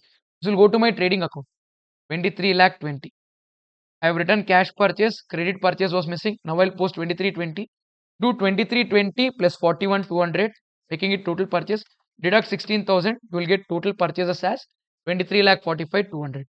You might get the urge to compute gross profit. Hold your nerves, don't do it. Close all the ledgers. Stay with the process. Don't skip the process. We have finished debtors, we have finished creditors. Now come to expenses. Opening outstanding 24, paid during their 382,800, but still 13,200 is outstanding. Oh, that is because there is some expense in current year. How much? 396 minus 24 is current year expense of 3,72,000. In expense account, I have written by PL. In P&L account, I'll write to expense. to expense 3,72,000. Done. Now we have finished our expense ledger also. Cash and bank. It has to match. Yeah. Everything else is written. There's nothing pending. There's nothing pending. Nothing pending. No, nothing pending. So total them and it would match. You would get cash account total as 31 lakh 72. You would get bank account total as 32 lakh. We are done. Cash and bank account is also tallied. And see the machinery ledger, it's not tallying. Opening balance is 4,64,400. Purchased during the year is 1,27,200. So the total comes to 591,600. But balance carried on is only 481,600. The missing figure here is depreciation of 1,10,000. This depreciation of 1,10,000 I'll write in my P&L account on the debit. Come to profit and loss account. On the debit, if you write depreciation 1,10,000, everything's done. In incomplete record, if in case it doesn't tally no later, it's very difficult to find what's wrong. So do it calmly and do it under double entry system without any hurry in the process, in the order in which the question is given, and don't skip from one ledger to another ledger. Follow double entry system, calm and cool, and you should be able to ace this. Fine. Take the total of sales here to be written. It comes to 28 lakh 14,400. Add it with closing stock of 444,800. You get 32 lakh 59,200. From that, if you deduct 321,600 and 2345,200, you get GP of 5 lakh 92,400. I'll bring it down to P&L GP 592,400. Add it with my discount received 28. 620,400 is the total. If I deduct 60, 16,800, 372 and 1 lakh 10, I'll get net profit as 61,600. And in my balance sheet, after deducting drawings of 17,200 and after adding 3 lakh 40, I will add net profit of 61,600. Next thing, in my opening balance sheet, I would find capital as balancing figure, which will help me close my closing balance sheet. 464,400 plus 321,600 plus 118,400 plus 160 plus 661,200. 1725,600.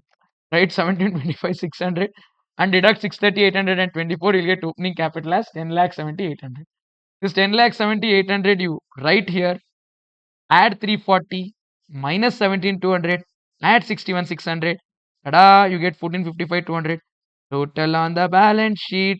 Liability side 1964,400. Total on the balance sheet. Asset side 1964,400. And there you go. Your incomplete records question is complete under double entry system and its tally. Let's now solve question 3B from our September 2025 paper of CA Foundation Accounting. This 3B is from the chapter of partnership and it's on goodwill. So they've not asked you to compute goodwill. They only ask you to do accounting for goodwill in various cases. It's like they've given about 2-3 years of data. One after the other partner keeps coming. There's P alone. Papa P. Papa P is alone, single, lonely. And then Q will come, queen into his life. After sometimes R will come.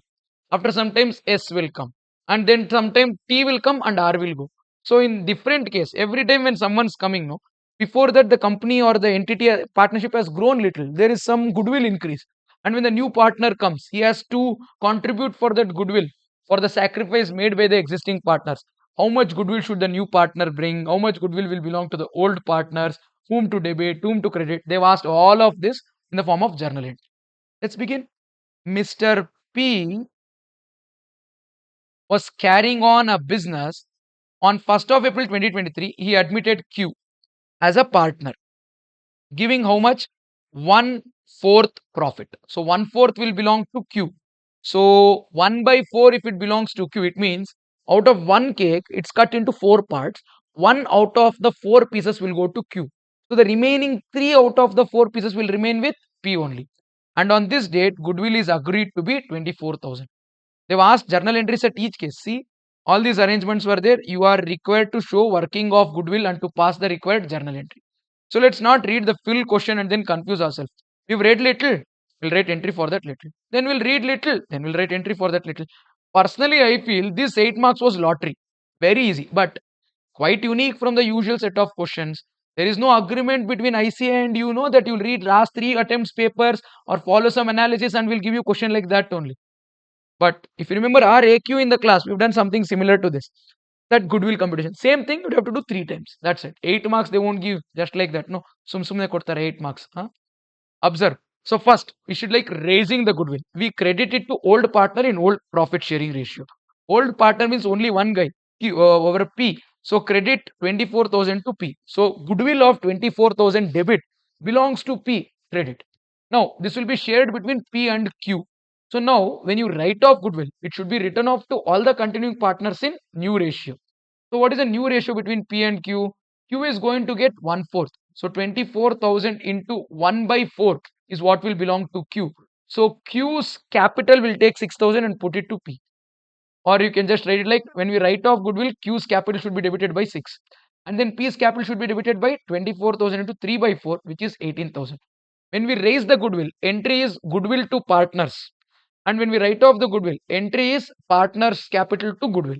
So when we raise it, old partners, old profit sharing ratio. When you write it off, new partners, new profit sharing ratio.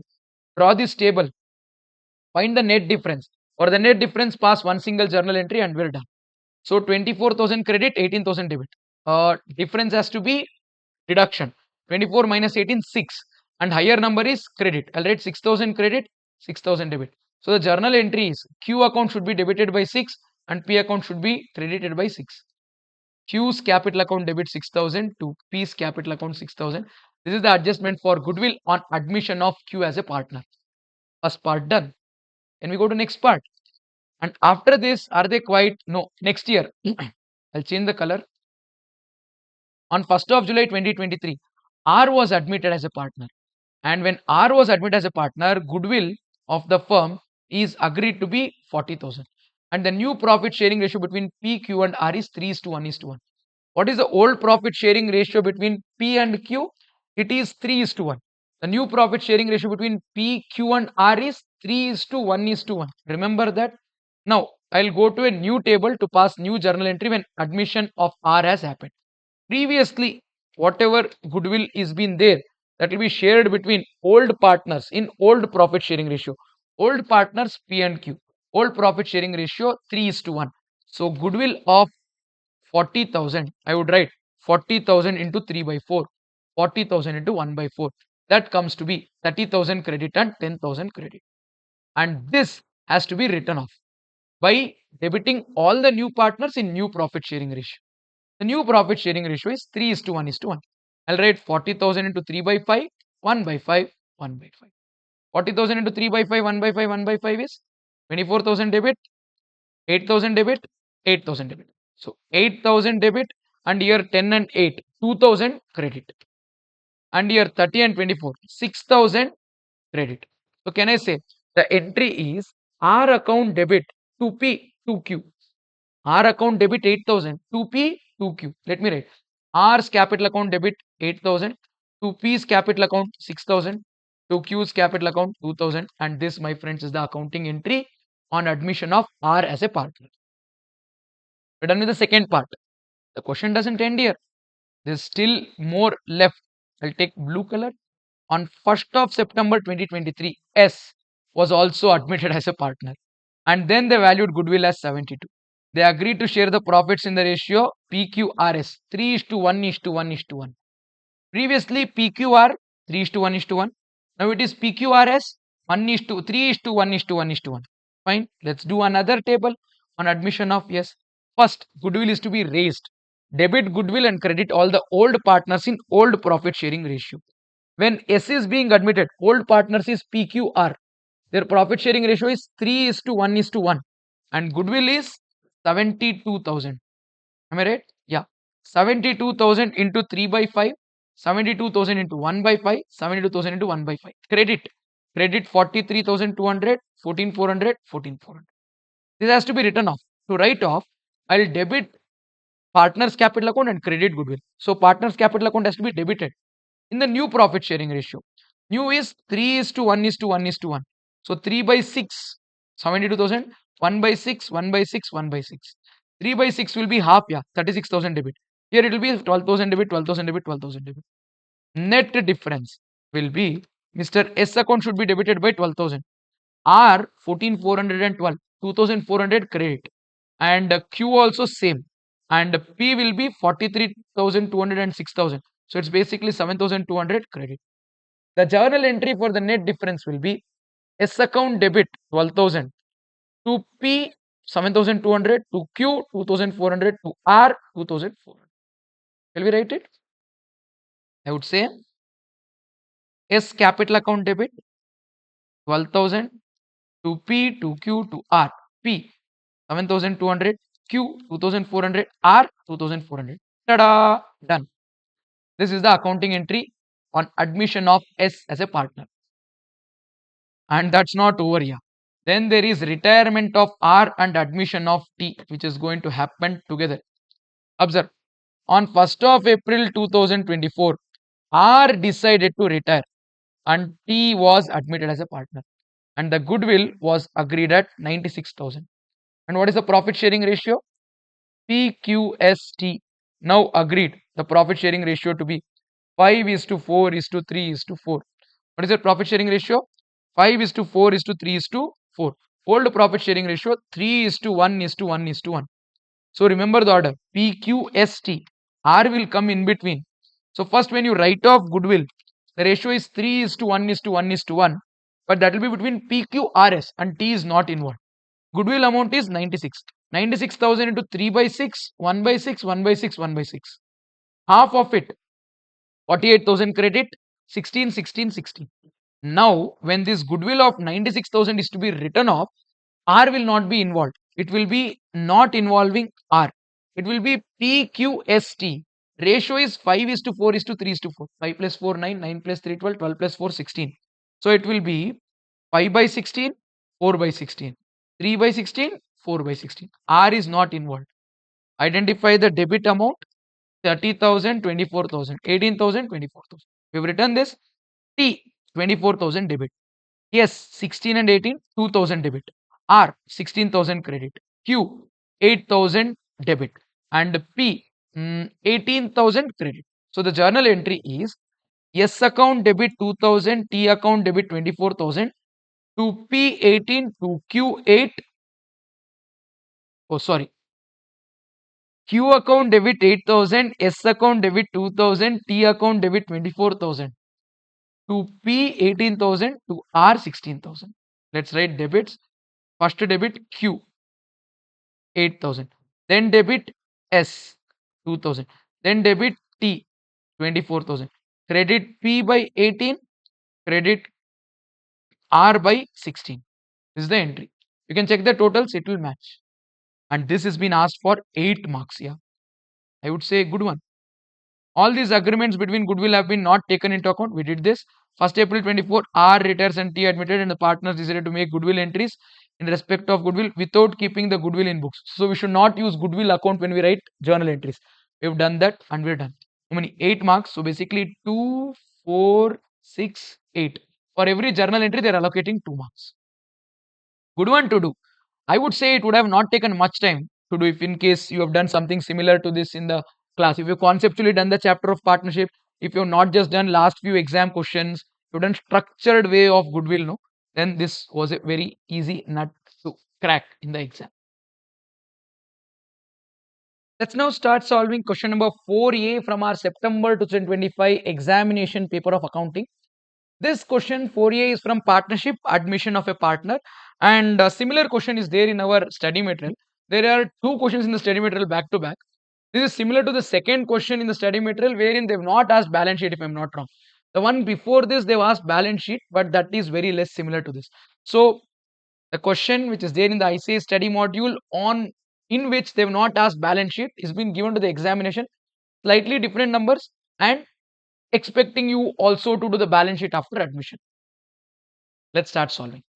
PQ has been carrying on the business in the name of Bharat Springs in partnership, sharing profits and losses in the ratio 2:3. This is their old profit sharing ratio. Nice. What's happening after that?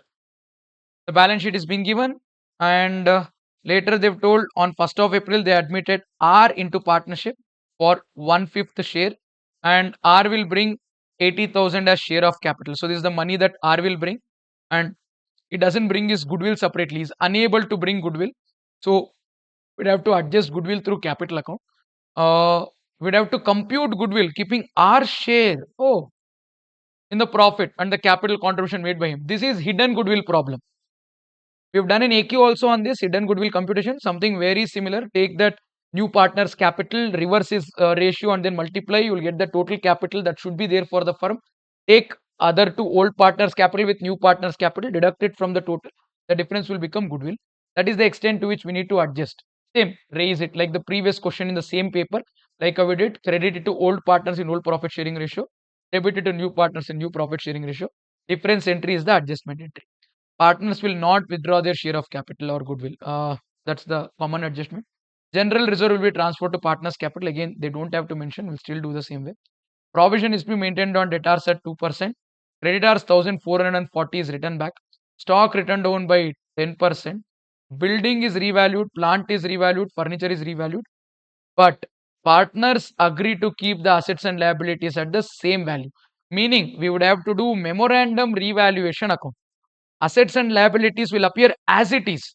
You don't have to change them for the valuation in memorandum revaluation account.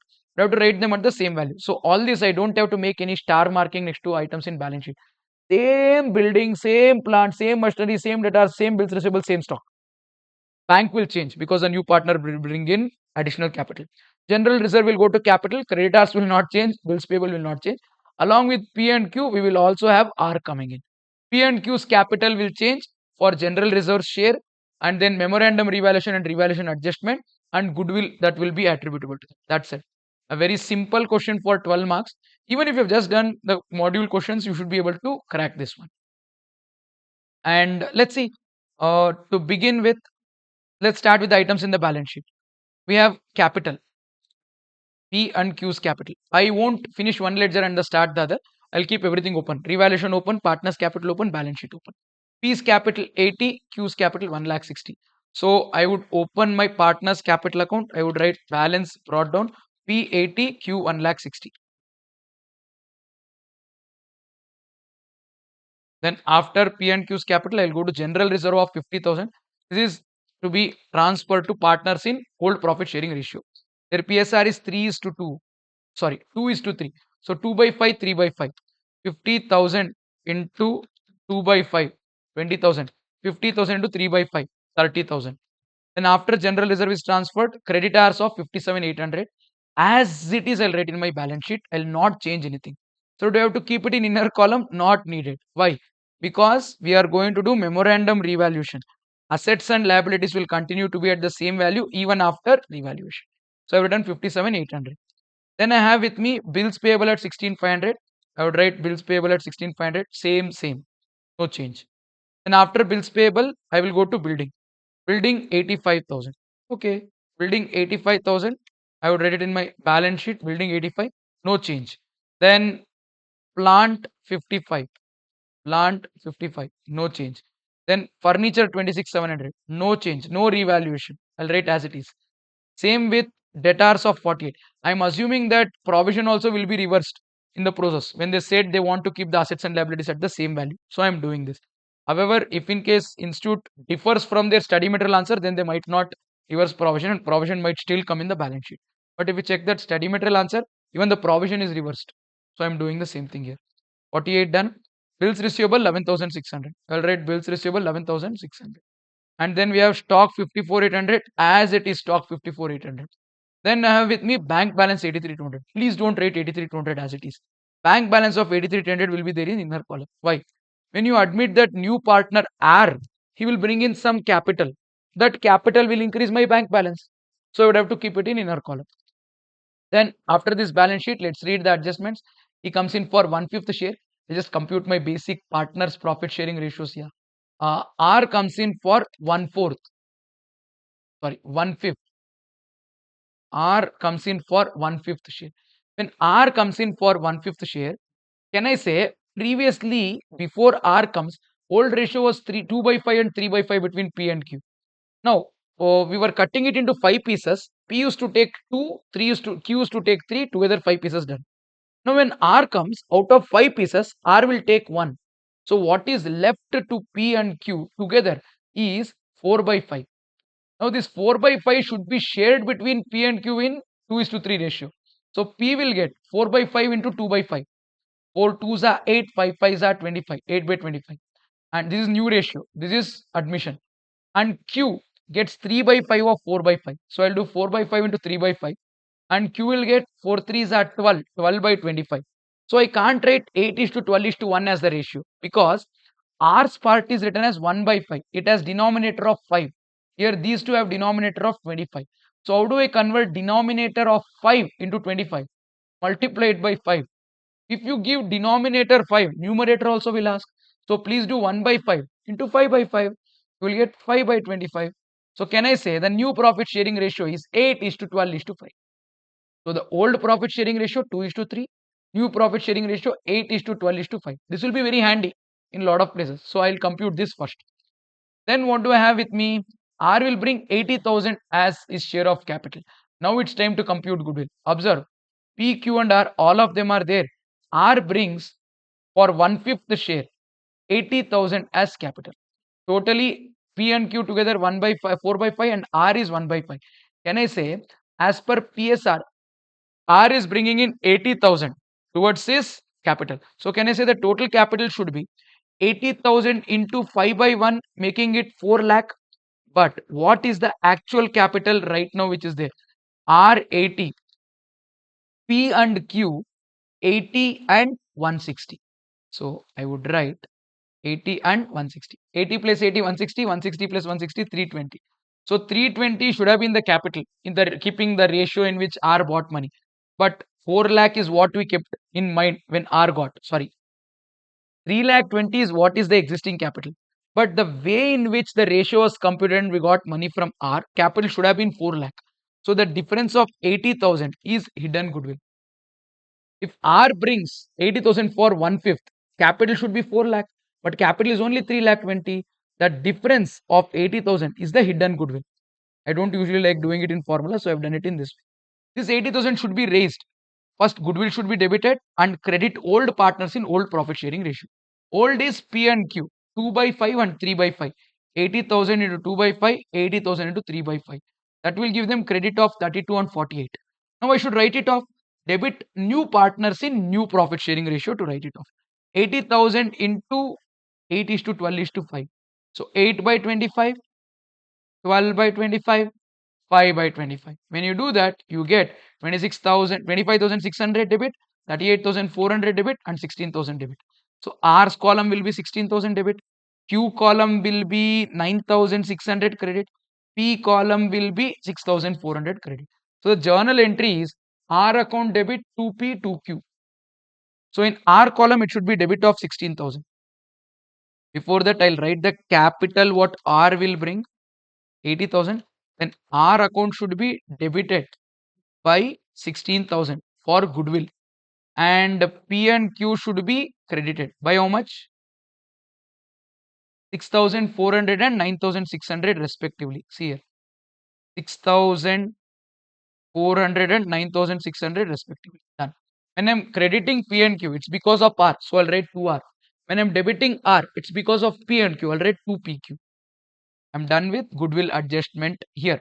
So first adjustment, Damar. Come to second one. Partners will not withdraw their goodwill. That so is sorted. General reserve already transferred. Provision at 2%. Okay. How much is debtors in the balance sheet? 48,000. On that, I'll create 2% provision, which is expense. So in revaluation account, I'll write debit side. 2 provision for doubtful debts. 48,000 to 5%, 2,400. Done. Next, this adjustment done. Liability of 1,440 is written back. Written back means reduction in debt creditors. Like how you say written off from debtors, we'll write written back in creditors. Don't add it to creditors. It is reduction in creditors, which is basically income. So I'll write in my revaluation account credit side 1,440. If not for this memorandum revaluation, if I was allowed to change my assets and liabilities balance, 1,440 return back to creditors means from the balance sheet creditors of 57,800, I was supposed to deduct 1,440 and not add. I hope you know this. Then this is done. Then stock shall be written down by 10%. Stock value right now is 54,800. 10% of it 5,480. Reduction in the value of the stock is expense. So in my revaluation, I would write on the debit 54,800 into 10%, 5,480. Then I have with me building is to be revalued at 1 lakh. Right now, what is the value? Right now, 85,000. If I make 85,000 as 1 lakh, there is increase in the value of building. Profit, revaluation account, credit side. So I will write credit side by building. 1 lakh minus 85, 15. Then we have plant at 60,000. What is the value of plant right now? Plant is 55. If I have to make 55,000 worth of plant 60, again increase profit 60 minus 55, 5,000 profit, credit in revaluation. What's after that plant value? Then furniture 24. Furniture at right now this stage is 26,700. I should bring it down to 24, meaning I should write off by 2,700, which is loss or which is expense. I would write on the debit furniture 26,700 minus 24, 2,700 debit. What's after this furniture? Then next item is partners would value the asset at the same value. Done, yeah, everything's done, nothing left. Question is over. Now what do I do?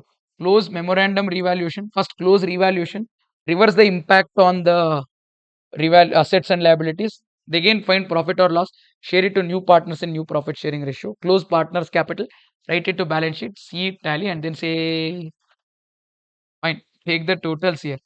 So what is the total that you get here? We'd have to find partners capital, that is the profit to be shared. I take 1,440 plus 15 plus 5. This becomes 21,440 minus these items. If you do, you'll get 10,860. This is profit to be shared between old partners in old profit sharing ratio. P and Q in 2 is to 3. So I'll write 10,860 into 2 by 5, 3 by 5. You get 4,344 and 6,516. So I'll write it in my partners capital account credit side. 4,344 and 6,516. This is revaluation. Actually, now you do memorandum revaluation. If you stop here, you have to change your debtors value for provision, stock value, furniture, plant and building for revaluation. But I don't want to change these values. I want to record these assets and liabilities at the same value because the question is asking. So whatever I had debited, I will credit it and reverse. Whatever I had created, I'll debit it and then reverse. Two provision was there. So I would write buy provision for doubtful debts 2,400. I had written two stock. I'll write buy stock, buy furniture 5,480, 2,700. Here, whatever written buy creditors, buy building, buy plant. I'll write two creditors, two building, two plant. Same 1,440, 15 and 5. Now, whatever we got 10,860 balancing figure on the debit, I would get it here on the credit. And this will be now shared not to old partners in old profit sharing ratio, but to new partners in new profit sharing ratio. I would write here by partners capital that 12 is to 8 is to 5 or something. 8 is to 12 is to 5. 8 by 25, 12 by 25, 5 by 25 of 10,860. Sorry.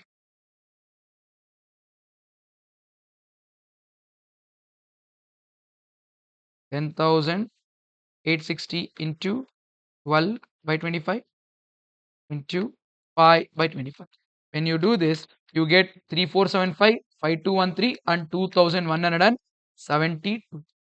In our memorandum revaluation, we written by partners capital. In partners capital, I would end up writing as 2 memorandum revaluation. How much is that? 3475, 5213, 2170. Everything is done. All that I need to do is close my partner's capital account, take the total on the debit.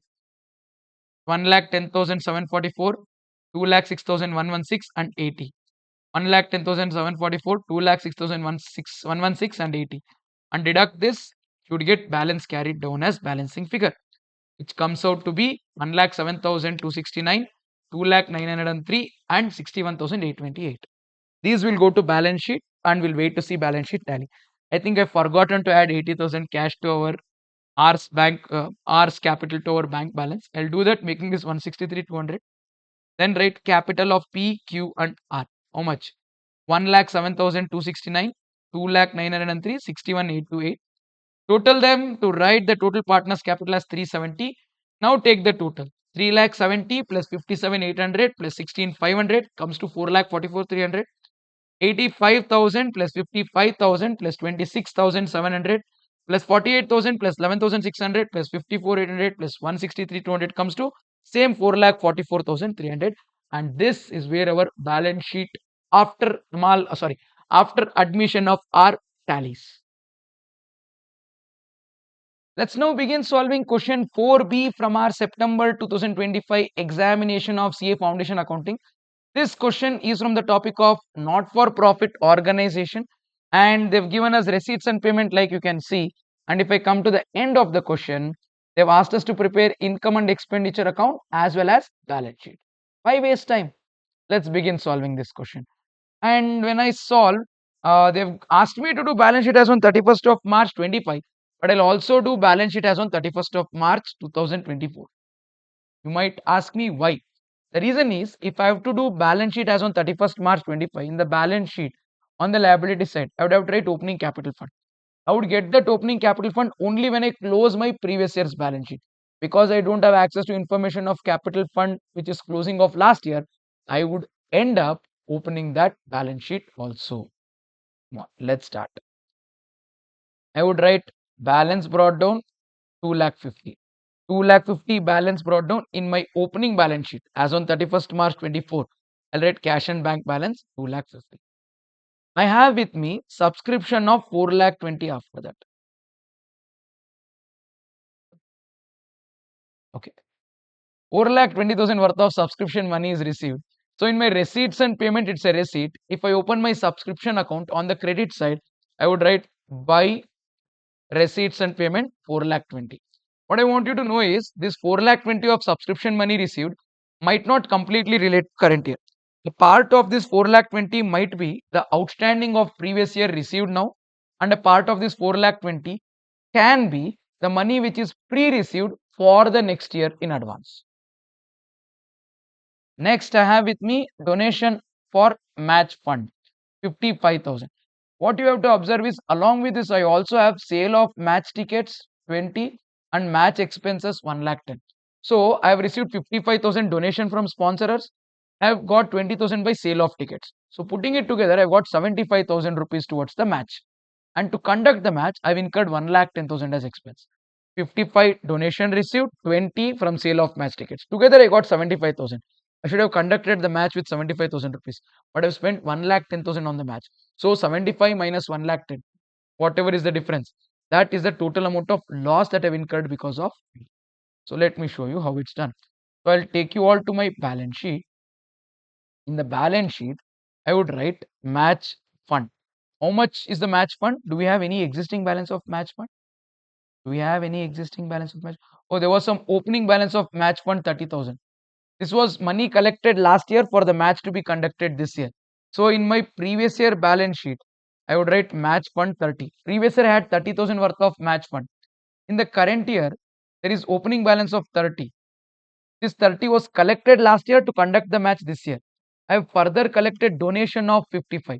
Together it becomes 85,000 funds available. Using this, I have conducted the match spending 1 lakh 10. So the difference whatever you there no 25,000 which is minus. If this was positive, let's say it was 5,000 positive, I would have told balance of 5,000 match fund carried forward to next year. But we have minus 25, meaning this is the excess of income over expense. I would write it on the expense side of my income and expenditure account. I'll repeat. Last year, we have collected 30,000 rupees as donation to conduct the match this year. This year, we further collected 55,000 for conducting the match. Together, we have 85,000 rupees to conduct the match. Using that, we conducted the match but ended up spending 1 lakh 10,000 for the match. So, 25,000 which is spent more than the fund available will become loss. It will be shown in our income and expenditure account as expense. I would write here to match expenses 25. Are you getting it? If we had some surplus funds left, I would have not written as income here, but I would have shown it as a match fund in my balance sheet. Alternatively, you could have written this match expense on the expense side, sale of tickets on the income side and all that. Anyways, I have not written sale of tickets income here. Sale of ticket I'll write here separately. By sale of match tickets, I'll write here 20 separately.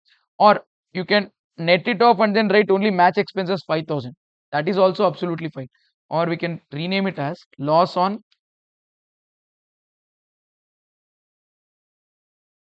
match 25,000. You could have taken this 20,000 as an addition to this year. 30 match fund, 55 donation plus 20 making it 105. 1,10,000 is expenses, only 5,000 is loss. Then I would have written 5 years. Instead of writing 5,000, 25,000 expense and 20,000 income, I could have written expense of 5. Everything's right. Your income over expense or expense over income, whatever will come in match in both the cases, impact on the balance sheet is going to be absolutely same. Let's wait and see how the suggested answer will be, but you will be awarded full marks if you do it this way or if you do it that way. Then next item, what I have is entrance fees of 85,000. Entrance fees can be either capitalized or can be taken to PL. They might have given some adjustment. There is some adjustment to capitalize 50%. So what will I do anyways? I would write my income entrance fee in the inner column. And then I'll deduct 50% of it, which is supposed to be capitalized. So I'll take only 42,500 to my income and expenditure income. 42,500 which is to be capitalized. I can either add it to capital fund or I can write it here separately. Either ways it's the same. There's going to be no impact. Sorry, I skipped the protocol and I came back to adjustment. I got slightly carried away. I should have stuck to the order. Fine. Anyways, we're done with debit items here, receipts. Now we'll go to credit items, basically payments. Salaries and wages are paid to the extent of 1,65,000. So if it is paid, it's an expense. I would write here 2 salaries and wages, 1,65,000. I think there is an adjustment. So I would, once again, there is an adjustment for salaries and wages. Salaries and wages. Outstanding 40,000 for the year ended so and so. Okay, instead what I'll do, I can open one ledger. If you want, you can write it in the inner column and only add, but I prefer opening a ledger. So in receipts and payment, they've written by salaries and wages. So in salaries and wages, I would write 2 receipts and payment. I have paid 1,65,000. I've written the same thing, the same way it's given here. Then I have with me office expenses 35. There is no adjustment for office expenses. So I would write here to office expenses 35. Then I have telephone charges 28. I would write telephone charges 28. It is paid expense, paid payment expense, income and expenditure debit. Electricity charges 32. I would write electricity charges or electricity expenses 32,000. Then we have sports equipment bought to the extent of 2,50,000. Don't write this in your income and expenditure as expense. This is an asset. So I would write it in my balance sheet as an asset. In the balance sheet, I would have to leave little space for cash and bank, which we'll write later. I would write sports equipment of 2,50,000. But why am I writing this in the inner column? This is because maybe we would have to do depreciation on this before we post it to our outer column. What do we have after sports equipment of 2,50,000? There is traveling and conveyance of 65, which is again an expense. I would write it in my income and expense on the expense side. Traveling and expense, traveling and conveyance 65,000. Then I have balance carried on 1,45,000. This is the closing balance of receipts and payment asset. Balance sheet I would write 1,45,000. I'm done with the entire receipts and payment account now. I'll move on to adjustments. Subscriptions include 40,000 received for the year ended 31st of March 2024. So 40,000 rupees received is for year ended 2024. That is previous year. See, in my subscription account, I have written 420. In this 4,20,000, 40,000 is received for previous year. Previous year subscription money, if it is received in this year, can I say it was outstanding in the previous year? Money that I have earned but I have not received, which is my asset, I have received now. So I would write it as an asset opening balance. In the subscription account, I'll write to balance brought down from 2023-24. Subscription which is accrued but not received. 40 which is received now. And this 40 is my asset. So in my opening balance sheet, I would write accrued subscription 40. I hope everybody got this. And out of 4,20,000, after you deduct 40, whatever you got, it need not be completely for 24-25. Maybe a part of it is for 25-26 also. I agree, 4,20,000 is received in this year. I agree, out of that 40,000 is of previous year because it's given in question. Balance 3,80,000 might not be current year subscription money received. It might include some money received in advance for next year. Let's deal with it later. Then after that, they've told on 31st of March 2025, current year closing. Due but not received is 25,000. This is current year subscription money which is accrued and due but not received. So closing balance of the asset, I would write balance carried down. How much of the subscription money for year 24-25 is not yet received? 25,000. So this will become my closing accrued subscription, which is my asset. I would not write it in my opening balance sheet, but in my closing balance sheet, I will write it as accrued subscription 25,000. Write it now so that you won't forget later. Then advance subscription received for the year ending 31st of March 2025, but pertaining to year 25-26 is 35,000. There you go. Out of this 4 lakh 20 what is received, 40,000 is previous year money received. Just now they told 35,000 is actually received for next year. When I write that 35,000 is received for next year, that would be my closing liability. Pre-received subscription for next year, 35. This is a liability on the closing date. I would write this not in my opening balance sheet, but in my closing balance sheet on the liability side. I would write this as pre-received subscription 35,000. What do we have after that? Subscriptions received in advance for the year ended 31st of March 2024 include 14,000 pertaining to year 24-25. Subscriptions received in advance for the year ended 31st of March 2024. 31st of March 2024, we have some pre-received subscription previous year. For 24-25, the amount which was pre-received is 14,000. So the money which was received last year, but it actually pertains to current year is 14,000. This is my opening liability. In the opening balance sheet, on the liability side, I'll write pre-received subscription 14,000. Once I'm done with this, I can close my rest of the subscription account with ease. From 4 lakh 20, if I deduct 40 and 35, I'll get the subscription received in the current year for current year. If I take 24-25 here, 24-25 here, 24-25 here, I will get to know how much is the current year subscription income, which will go to my income and expense. Quite easy. I have received 4 lakh 20 in the current year. In that 40,000 is previous year's accrued. Sorry, previous year's accrued. 35,000 is pre-received for next year. Take 4 lakh 20 and deduct 40 and 35. That is basically 75. You get 3 lakh 45. 3 lakh 45,000 is the received amount in the current year for current year. Along with that 3 lakh 45, if I add 14,000 which was pre-received in the last year and 25,000 which is outstanding to be received next year, I would get my current year subscription income as 345 plus 14, 349, 359, 359, 384 to be my subscription income for the year. If you total it will also match. And this 3,84,000 is income by way of subscription. In my subscription account, I would write credit side in my income and expenditure account, I'll write credit side by subscription 3,84,000. What's after the first adjustment? Then second adjustment, match fund already taken care of. Outstanding wages 40,000. Okay, outstanding wages 40,000. Have I opened one separate ledger? Yeah. Outstanding wages means liability. On the credit side, I'll write liability. Am I right? Oh, for the year ended. This is closing liability. So debit side to balance carried now 40. Opening liability credit side, closing liability debit side. Liability closing balance I wrote on the debit side 40,000 and 2,05,000 is the expense for the year. Instead of doing this ledger, you could have written that in the inner column and then added as well. That's also absolutely fine. 1,16,000 inner column, add 45,000, that will make it 2,05,000. Next, what do we have after that? Once again, outstanding wages should go to balance sheet liability. I forgot. Outstanding wages and salary, closing balance sheet, liability 40,000. Then I have with me depreciation on sports equipment by 25%. Come on, we have sports equipment at 2,50,000. I would do depreciation by 25%, which comes to 62,500. If I deduct the same, it becomes 1,87,500. And this 62,500 of depreciation is an expense. In income and expenditure account, I'll write on the expense depreciation on sports equipment 62,500 rupees. What's after this? Then we have capitalized 50%. That too, anyways, we've done. Everything's done here. We'll just see close one ledger at a time.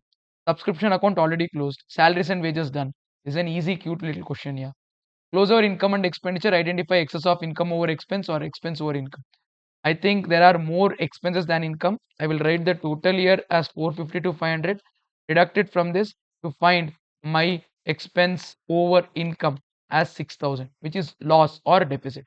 This has to be deducted from my capital fund, which I don't know yet. To this capital fund, I will deduct deficit of 6,000. How do I get this capital fund? Very simple. I'll close my opening balance sheet. 250 plus 40, 290. 290 minus 44, I would get capital fund as 2,46,000. This 2,46,000 I would write here, deduct 6,000 deficit, I'll get 2,40,000.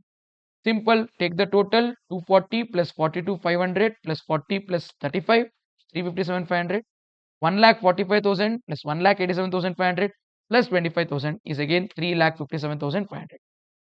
We're done with our balance sheet as on 31st March 2025 along with income and expenditure which has been asked in this question. Let's now start with question 5A1, the one which had internal choice. This question is from September 2025 CA Foundation Examination of Accounting, and this is on bank reconciliation statement. Quite unexpected for a lot of people. They've asked amended cash book. I'll tell you, expect the unexpected. Don't go with any expectation to examination hall. Amended cash book is not anything different. It is basically rectification of errors done before preparation of bank reconciliation statement. Let's begin. From the following information supplied to Mr. D, prepare bank reconciliation statement on 31st March 25 after amending the cash book. Usually, whenever we would have to do BRS, a lot of you will think we can start with passbook, end at cash book, or we can start with cash book and end at passbook. But the right way of preparation of BRS is always we have to start with balance as per cash book and end with balance as per passbook. But in some questions, they would not give us the balance as per cash book to start with. Only when they've not given balance as per cash book, we have to start with balance as per passbook. In this question, they've asked us to do amended cash book. Amended cash book means what? See, whenever there is difference between cash book and passbook, among those differences can be some errors in cash book. Error should not come in reconciliation. Error is part of rectification. So, we would have to prepare amended cash book. Basically, cash book opened once again. Write the balance as per cash book what is given. Do all the error rectification. Find the corrected cash book balance. Using that, we should do BRS. And that BRS is after the amendment of cash book, where only genuine differences between cash book and passbook will come and there will be no errors. Are you getting it? But the unique part about this question from September 25 exam is they want us to do amended cash book, but they have not given balance as per cash book. If anyone started doing amended cash book with balance as per passbook, gone. The moment you looked at this question, the moment you started it this way, you will be gone. So you should have had basic fundamental knowledge of BRS and not just plus minus minus plus minus, do this and then practice. What should we do? First we prepare bank reconciliation statement starting with balance as per passbook. At the end we will find balance as per cash book. That balance as per cash book should be taken as opening balance in amended cash book. And then we'll do amended cash book comprising of all the errors. After that, starting with that balance as per amended cash book, we will do BRS. We will start with balance as per amended cash book, end with balance as per passbook. So, though it is not mentioned in the question, you had to do BRS before amended cash book, amended cash book, and BRS after amended cash book. Usually, when kids prepare at home, they do only amended cash book or they do only BRS. But if you remember, when we practiced throughout, we always did BRS before amended cash book, and BRS after amended cash book. That's what will give us good edge over these kind of problems. And even when usually people suffer and cry saying that this is such an irritating question, it is irritating because you have never done something like this before exam. This will become comfortable only when you've done something like this before exam. Let's begin. We'll start with bank overdraft as per bank statement 20. So this is BRS before amended cash book. Bank balance as per passbook minus 20,000. Now let's read one adjustment at a time.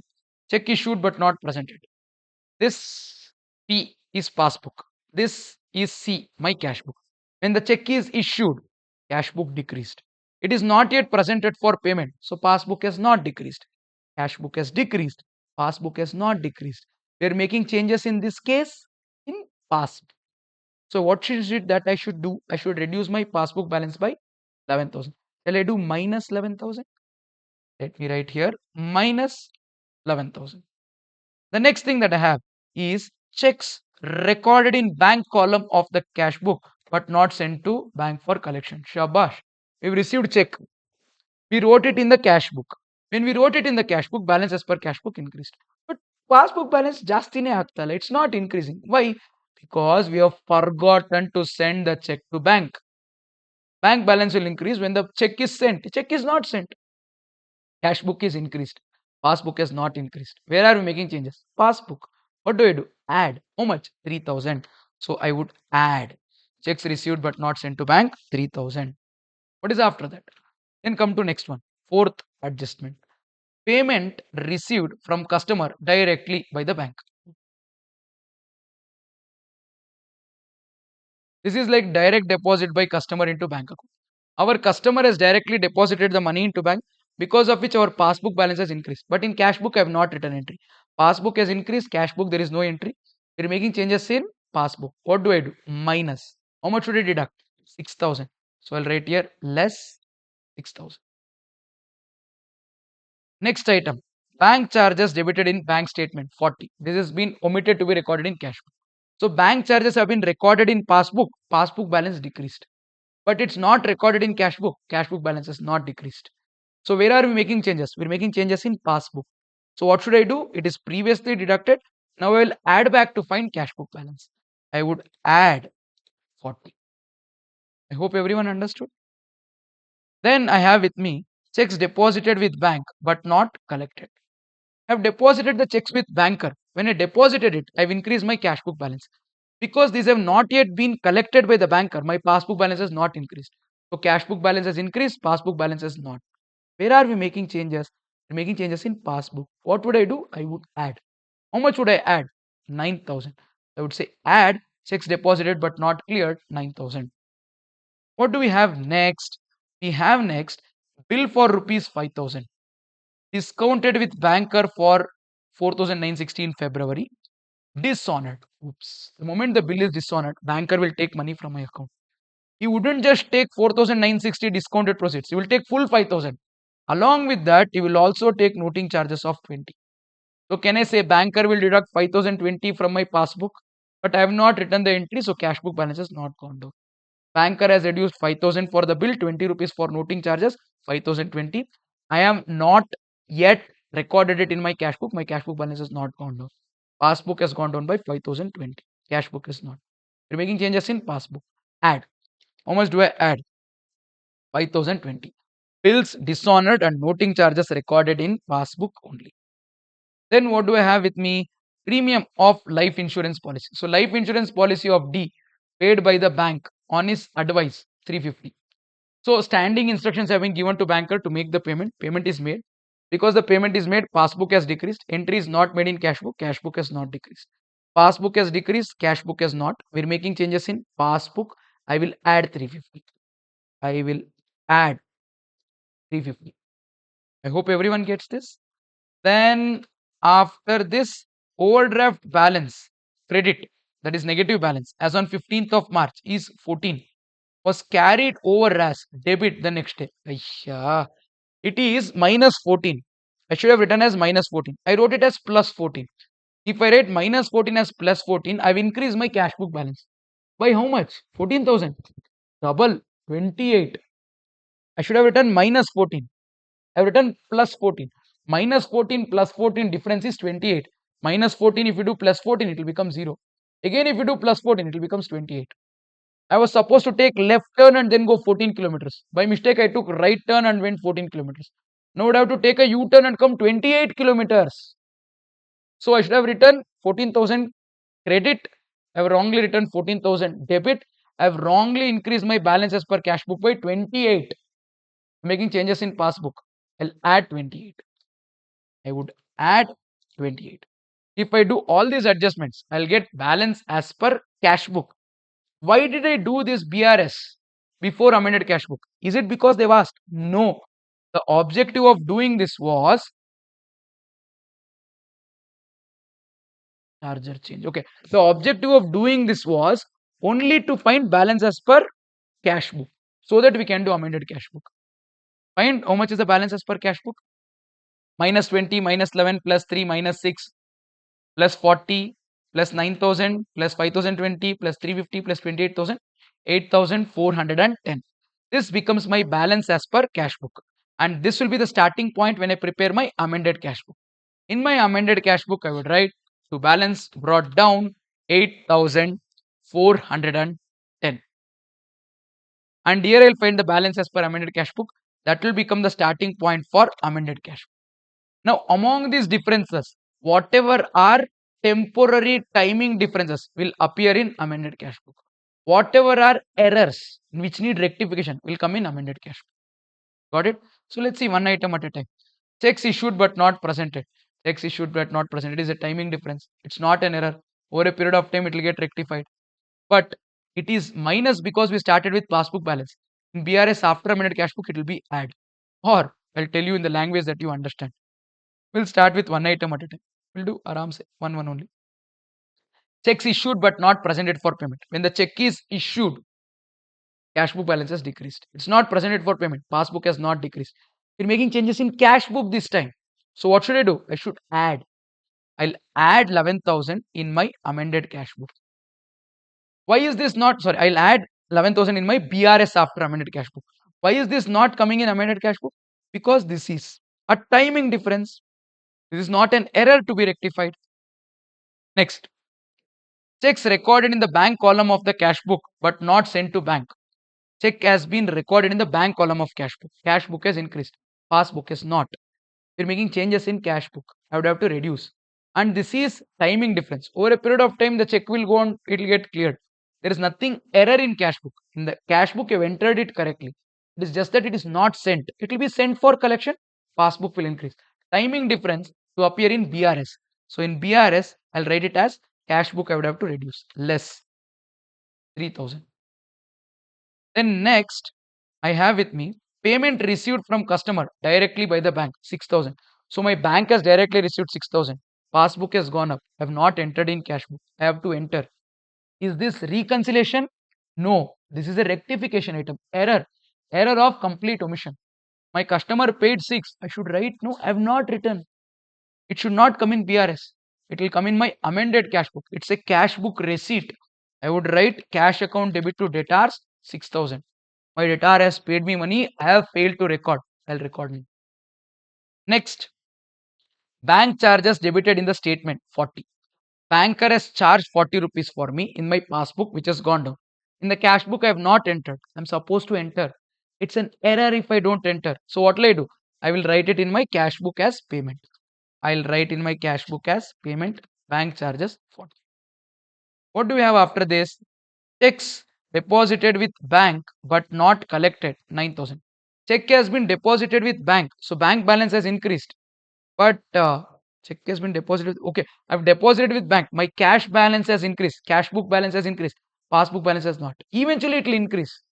This is not an error. This is not a rectification item. This is a reconciliation item. Timing difference. 9,000 I would have to reduce from my cash book in BRS.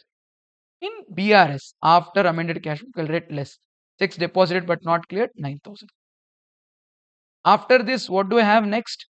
A bill of rupees 5,000. Okay, 5,000 rupees bill dishonored, 20 rupees noting charges. Together it is charged by the banker. My passbook has gone down by 5,020.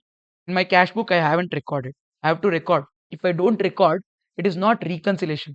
It is rectification of errors. Error of complete omission.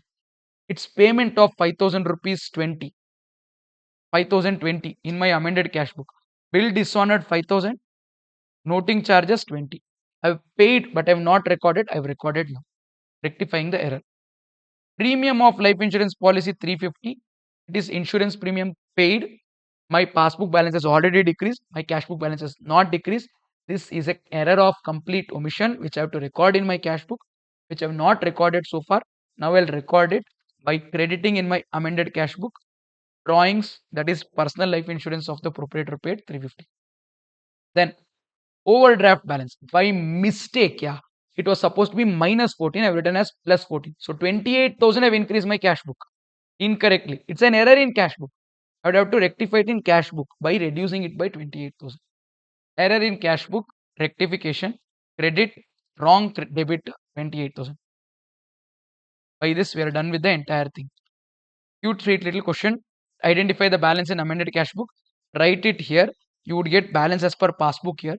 This should match with the passbook balance what was given in the question minus 20. If it matches, what we've done is correct. If not, something wrong. Observe. What do we have here? Take the total 28 plus 350 plus 20 plus 5,000 plus 40. Credit side it's more.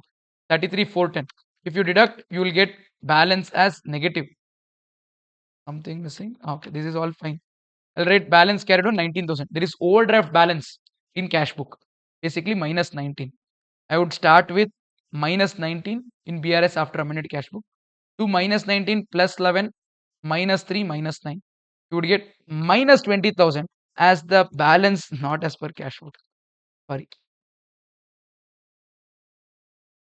As the passbook. This minus 20 is actually given in the question. That's what we started our answer with. We end there, it's all right. So you had to prepare BRS before amended cash book, as well as BRS after amended cash book to get this answer right.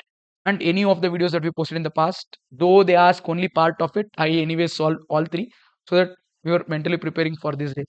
And I think hopefully you people would have cracked this and then got this right. Let's now discuss solution to question 5A2 from our September 2025 CA Foundation accounting paper.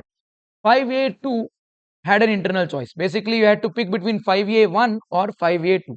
5A2 was from bills of exchange. They want us to pass journal entries in the books of Q. So we are actually representing Q in this case. Who am I? Q. P owed rupees 2 lakh to Q. So for this is a liability in the books of P, asset in the books of Q. For this, there will be no journal entry. This is an opening balance. As a Q, as a person representing Q, I have a receivable of 2 lakh from P. For this, there is no journal entry. On 1st of October 2024, P accepted a bill drawn by Q for the due amount for 3 months. So I drew a bill on P. P accepted it and sent it to me. So to P, it is bills payable. To Q, it is bills receivable. So bills receivable is an asset increasing. I would debit bills receivable account on 1st of October for 2 lakh and I would credit P account because P was my asset but now no longer an asset. Decrease in the asset, P credit. Increase in the asset, bills receivable debit. What do we have after this? Q got the bill discounted with the banker for 1,98,000 on 3rd of October 2024. I didn't keep the bill with me. I went to the banker, I gave the bill and I told the banker, banker, please give me money. Banker gave me 1,98,000. So bill receivable of 2 lakh is going out credit. Banker gave me money 1,98,000, increase in bank balance debit. Difference of 2,000 what I let go because the banker has to wait till the maturity date, that's 3 months later. It is my discounting charges. So expenses has to be debited. Bank account debit to the extent money received 1,98,000 is happening on 3rd October. Bills receivable credit because bill worth 2 lakh is going out. 2,000 rupees being my expense, it will be debited to discounting charges. And this is the accounting entry to be passed on 3rd October. What do we have after this 3rd October transaction? On 31st December, from 1st October, if it is 3 months, 1st November, 1st December, 1st January. 1st January, the bill is due. 1 day before the bill is due, see what's happening. On 31st December 2024, before the due date, P approached Q for renewal of the bill. P came to me and then told, hey, sorry, I don't have money. Tomorrow, banker will come and then collect money from me. Please, you pay the banker on my behalf. We will enter into a new bill. So this is what P is giving to me an offer. Q agreed. Ayyo, Q agreed. So when I agree, I don't have the bill with me, no, to give it back to P or tear it. It's with banker. I have to pay banker 2 lakh rupees, not even 1 lakh 8, 1 lakh 98. I have to pay the banker 2 lakh rupees and get the bill back from the banker. Only then I'll be able to give it to P. So first, let's pay the banker. I will credit bank account 2 lakh rupees and I'll debit bills receivable because I'm going to receive this bill back from the banker. Now I am ready to give it back to P. Now when I give this bill back to P, my bills receivable will go to the extent of 2 lakh and now P has to pay me 2 lakh rupees. It's happening on the same date. Now, what are the terms on which I am accepting to give this bill back to P? On the condition, okay? What is the condition? On the condition that 1 lakh rupees along with interest of 12% per annum for 3 months on the amount of 1 lakh will be paid by P. Okay, and P will accept a new bill for the balance. Let's break it into two parts. Now, P is supposed to pay me 2 lakh rupees. He's telling that he wants renewal. He will pay it 3 months later. I've agreed to it, but not for the full amount. I've agreed that you can pay later, but you have to pay 1 lakh rupees immediately, and you have to pay me 2 lakh rupees immediately, but you're paying only 1 lakh. So 1 lakh you are delaying. For the delayed 1 lakh, where we sign a new bill, I'm receiving it 3 months late. So Q is charging P interest at 12% for those 3 months. I'll repeat. I am Q. P has to pay me 2 lakh because the 3 months time is over. Q is saying he will pay 3 months later. So P is telling that he will pay 3 months later. Q has to wait for 3 months. So Q is asking you pay me later, but pay me interest also for that. Then P told he will not pay full amount late. He will pay 1 lakh now and 1 lakh later. So what is the delay? For 1 lakh for 3 months at 12%, 1 lakh into 12% into 3 months. How much of interest is there? So much interest he pays me now. So to Q, it is income. So interest income will be credited. I, Q, have to collect 2 lakh rupees from P for the bill, and for 1 lakh which is delaying, I will collect interest at 12% for 3 months, 3000. So totally P has to pay me 2 lakh 3. Out of 2 lakh 3, for 1 lakh he will sign a new bill. For 1 lakh 3000, he will give it to me in cash right now. I am receiving cash account or bank account debit 1 lakh 3000. 1 lakh rupees amount plus 3000 interest. And for the balance 1 lakh, he will give me a new bill that will be bills receivable debit. Credit will be P account for 2 lakh 3. This is the entry. Let's see what have they mentioned here. Same thing. And P would accept a new bill for 3 months for the balance amount. These arrangements were carried out on 2nd of January 2025. So when did this agreement happen? 2nd of January.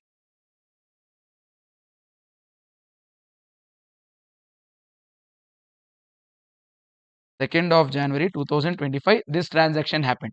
And we agreed. We have executed it rightly, comfortably. What's happening after that? These arrangements were carried out on 2nd January 2025. From there, 3 months, 2nd February, 2nd March, 2nd April. So 2nd April, that 1 lakh rupees bill will mature. However, on 2nd April, before the due date, P became insolvent and only 40% of the bill amount could be recovered. So P became bad boy or bad girl, and he could give me only 40%. How much am I supposed to collect from P? I'm supposed to collect from P 1 lakh rupees. Oops. How much will I end up collecting from P in that case?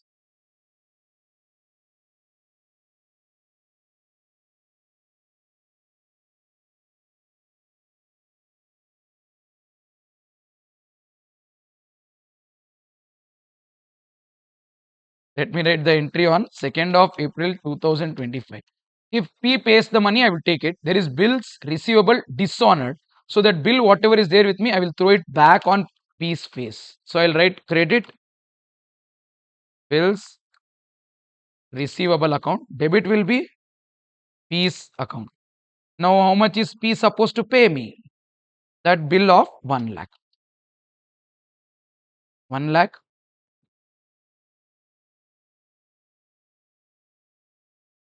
1 lakh is what is supposed to pay. So narration is being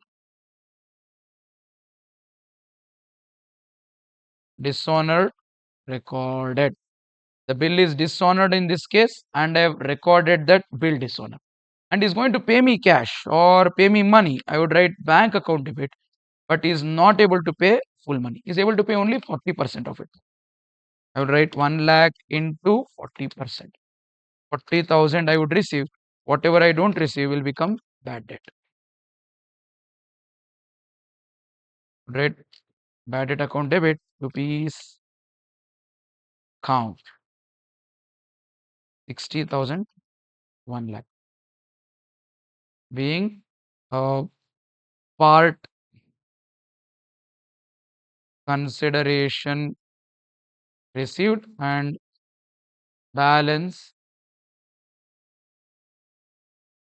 written off as bad debt. By this, we are done with this bills of exchange questions solution. Tada. Okay, date I can put it here. 2nd of April. Is there anything else in the left in the question? No, that's it. There was a problem when I downloaded the question paper from ICA website. This page was folded. I couldn't see the question, so I copied it from elsewhere. I typed it here, and then I'm solving this question. So this is solution to 5A2 from bills of exchange. Let's now solve question 5B from our September 2025 CA Foundation accounting paper. This question is from final accounts of sole proprietor with manufacturing account being required in the question. So this is of that second unit, manufacturing entity. The question in the question paper uploaded on the institute's website has an overlap and it's not visible. So I had to type it down to start. I hope you're okay with that. Come on, let's begin. Mr. Sahil runs a factory which produces sugar. Following details are available in respect of his manufacturing activities for the year ended 31st March 2025.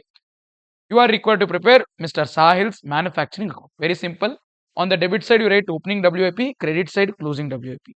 Below the opening WIP, you will write consumption of raw material, which is opening raw material plus purchase of raw material minus closing raw material. Any manufacturing expense will be debited. On the credit, we'll write sale of scrap if there is any. We'll find the balancing figure as the cost of producing finished goods, which is transferred from manufacturing to trading. That's it. Opening WIP 15 tons is 4,50,000. I would write it exactly the same way. Opening WIP is 4,50,000. Then I have with me closing WIP is 3,60,000. I would write this on the credit as closing WIP 3,60,000. After that, I have with me raw material consumed 32 lakh. I don't have to do opening plus purchase minus closing. They themselves have told 32 lakh. Makes my life so simple. I would write consumption of raw material 32 lakh rupees. What do I have after that? Closing inventory of raw material. I am ignoring it. Higher charges, which is 200 per ton produced. Okay. So we need to know how many tons were actually produced for this. And direct wages also, it is contracted 400 per ton manufactured, 200 per ton of closing WIP. I can write my higher charges and direct wages in here. But the problem is I can't compute the amount because I don't know how many units were manufactured. For finished goods and WIP, direct wages are separate or different. What do I have after that? Factory rent of 2,40,000. This is quite simple to write. I would write factory rent of 2,40,000 easily. Then I have with me repairs and maintenance of plant. I can write that also very easy. I would write repairs and maintenance of plant and machinery as my expense to the extent of 1,50,000. Then what's the last piece of information? Sugar produced 500 tons. There we go. We have it. 500 tons is produced. For each ton, 200 is higher charges. So I would write higher charges 500 tons into 200 per ton, 1 lakh. And finished goods manufactured 500 tons and higher charges, direct wages is 400 per ton manufactured. 400 per ton into 500 tons. That gives me 2 lakh. And for WIP, we know the units. WIP is 12 tons. And for 12 tons, I will take 200 rupees per ton as my direct wages. 200 per ton into 12 tons, 2,400. Put them together, 2 lakh 2,400 is direct wages. I have with me sale of scrap 84. In manufacturing account credit side, I'll write sale of scrap 84. So all that I need to do is take the total on the debit, write it on the credit, identify the cost of goods manufactured and transferred to trading account as balancing figure, which comes to 38,98,400 rupees. Let's now begin question number 5C from our CA Foundation September 2025 counting paper. This question is from company accounts. They've given authorized capital, equity, preference, and everything. Let's come to the end. They've asked us to pass journal entries for affecting the above transactions. Working note should form part of the answer. Okay, we'll do that. Looks like this bit of data is dump of the balance sheet given here. Look at this. Company has decided to redeem cumulative preference shares at 10% premium. So the company is basically redeeming preference shares. Instead of giving balance sheet from here to here, basically this entire block, They have given us the details of assets, liabilities that extract of balance sheet, not in the form of a table, but in the form of a paragraph. It's slightly confusing. Let's not waste time and energy on that. Quickly come here. Company has decided to redeem cumulative preference shares. Okay, let's do that.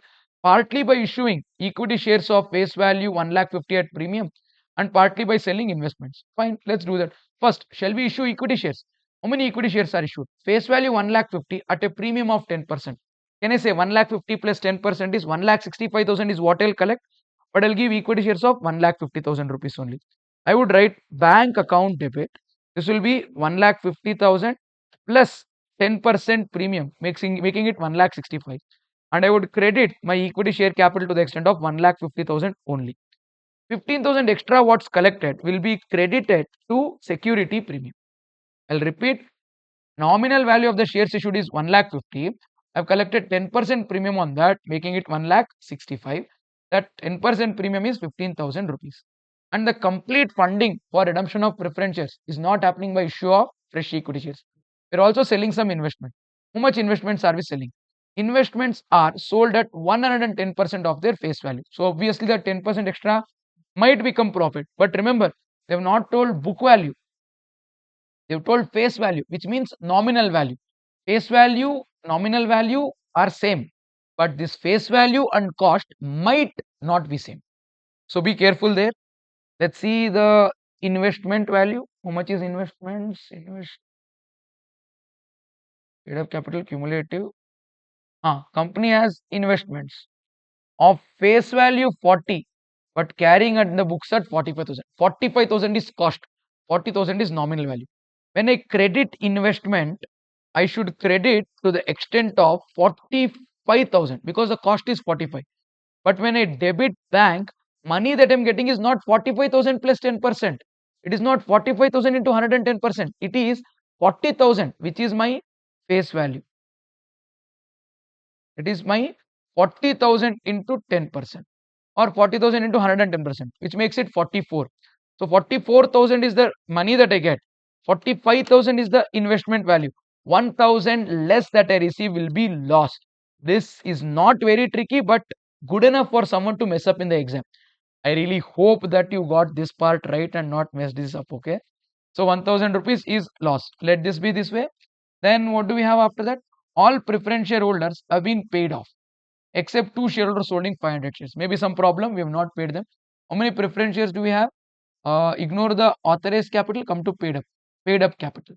Cumulative paid up capital is shares of 100 each and amount is 3 lakh. Good.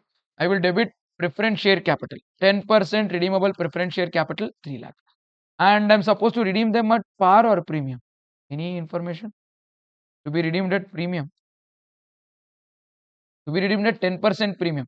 So I'll pay premium on this 3 lakh, which is 30,000. That will be debited to premium on redemption of preference shares account. And this will be credited to preference shareholder because that's the person to whom I'm supposed to pay. Understood that? And 3 lakh rupees is made out of how many shares? Each share is of rupees 100. When each share is of rupees 100, can I say it is 3,000 shares of rupees 100? Why am I writing this? This is going to be making my next entry simpler because one shareholder who holds 500 shares or two shareholders who are holding 500 shares together, they have been not paid. So when I later debit preference share holder account and credit bank, I'll not be paying full 3 lakh 30. I'll be paying 2,500 shares because 500 shareholders I did not pay. 3,000 minus 500. Those shareholders, nominal value is 100. I'm paying them 10% premium, 110. 3,000 minus 500, 2,500 into 110. I'm paying them 2,75,000. How much am I paying them? 2,75,000. What's after paying preference shareholders that I have? That's it, nothing else. Now the two things that I should do: one, premium I would have to transfer to P&L. Next one, I have to create CRR. Premium I'll transfer to PL by rating profit and loss account debit to premium on redemption of preference shares 30. Next one, I have to create CRR. CRR is created to ensure that the capital of the company doesn't decrease. When I redeem preference share capital, my capital is reducing by 3 lakh. And I also issued equity shares, then my capital is increasing by 1 lakh 50. When I redeem preference shares, preference share capital is reducing by 3 lakh. To substantiate that, I've issued equity shares of 1 lakh 50. So net decrease in the capital is not full 3 lakh, only 1 lakh 50. So I'll create CRR to the extent of 1 lakh 50, which is 3 lakh minus 1 lakh 50. What reserve do I have to create? I have P&L and general reserve. I'll use general reserve anyways, because P&L, no, part of it is utilized to pay this premium and part of it is anyways gone in this loss. I'll have about 31,000 if I deduct, I'll have about 49,000. Let's not touch that. We can take general reserve in peace. That's it. This is being CRR created in compliance with section 69 subsection 1 of Companies Act 2013. And there we have it. We have successfully completed question 5C from September 25 accounting paper on redemption of preference shares. Let's now solve question 6A from our September 2025 CA Foundation accounting paper. This question 6A is from company accounts topic, and this is on issue, forfeiture and reissue along with pro rata allotment with calls in advance and calls in arrears. Good question. They have not given any information of dates, so there is no concept of interest on calls in advance and interest on calls in arrears. They want us to pass necessary journal entries and entries in cash book. Basically, they want us to prepare cash book. If you would have done it, good. If not, I think entries in cash book means they want us to show the accounting entry involving bank account also. Fine. Let's get started.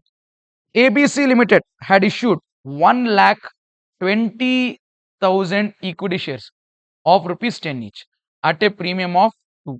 So basically 12 rupees becomes the issue price, 10 rupees is nominal value. Every piece of information is important and you will not be able to write journal entry straight away upfront.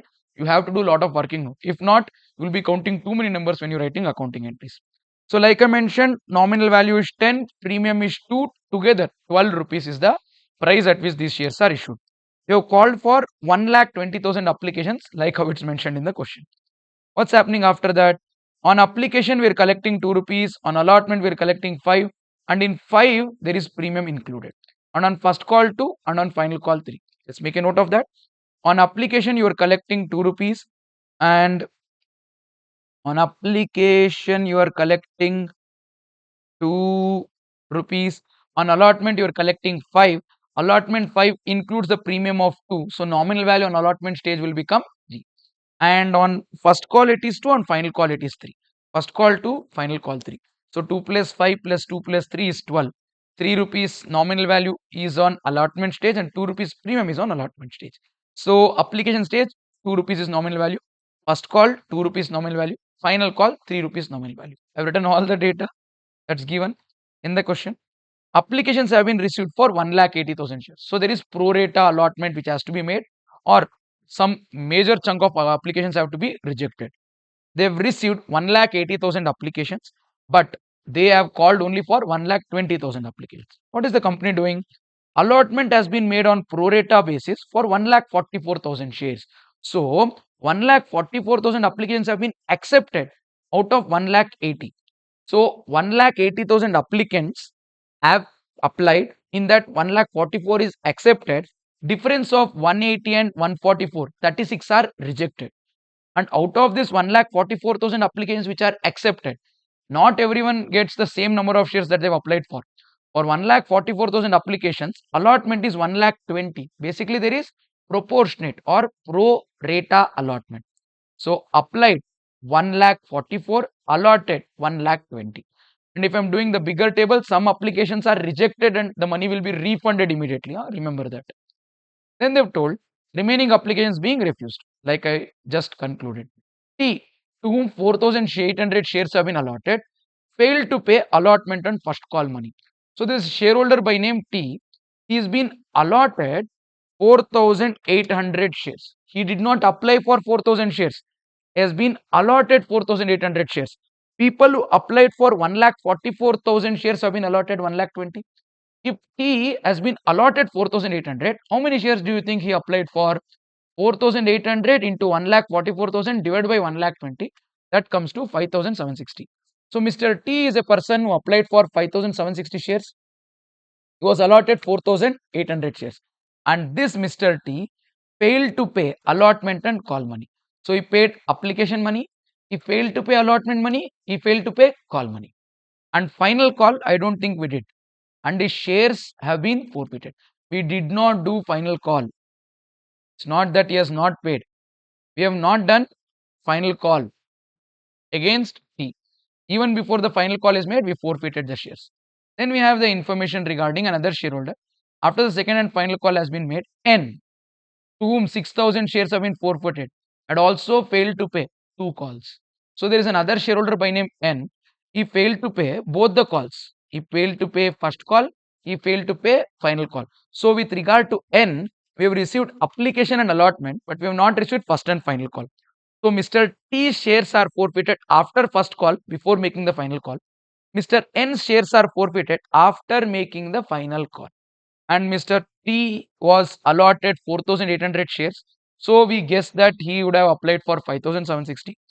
Mr. N, 6,000 shares have been allotted. So Mr. N, 6,000 shares have been allotted.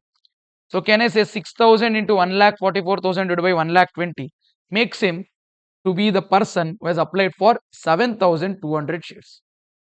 I'll repeat, we have received applications for 1,80,000, but we are allotting only 1,20,000. So out of 1,80,000 applications, I rejected 36,000 applications.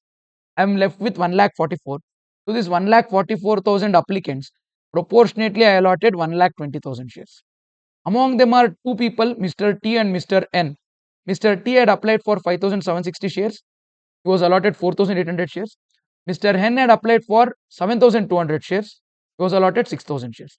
Mr. T did not pay allotment and first call money. His shares were forfeited before final call. Mr. N paid application and allotment money but failed to pay first call and final call money. His shares were forfeited after final call. And his shares were forfeited. Subsequently, out of this, shares were reissued to somebody else. But that part we'll see later. Let's not worry about it. So others have paid everything.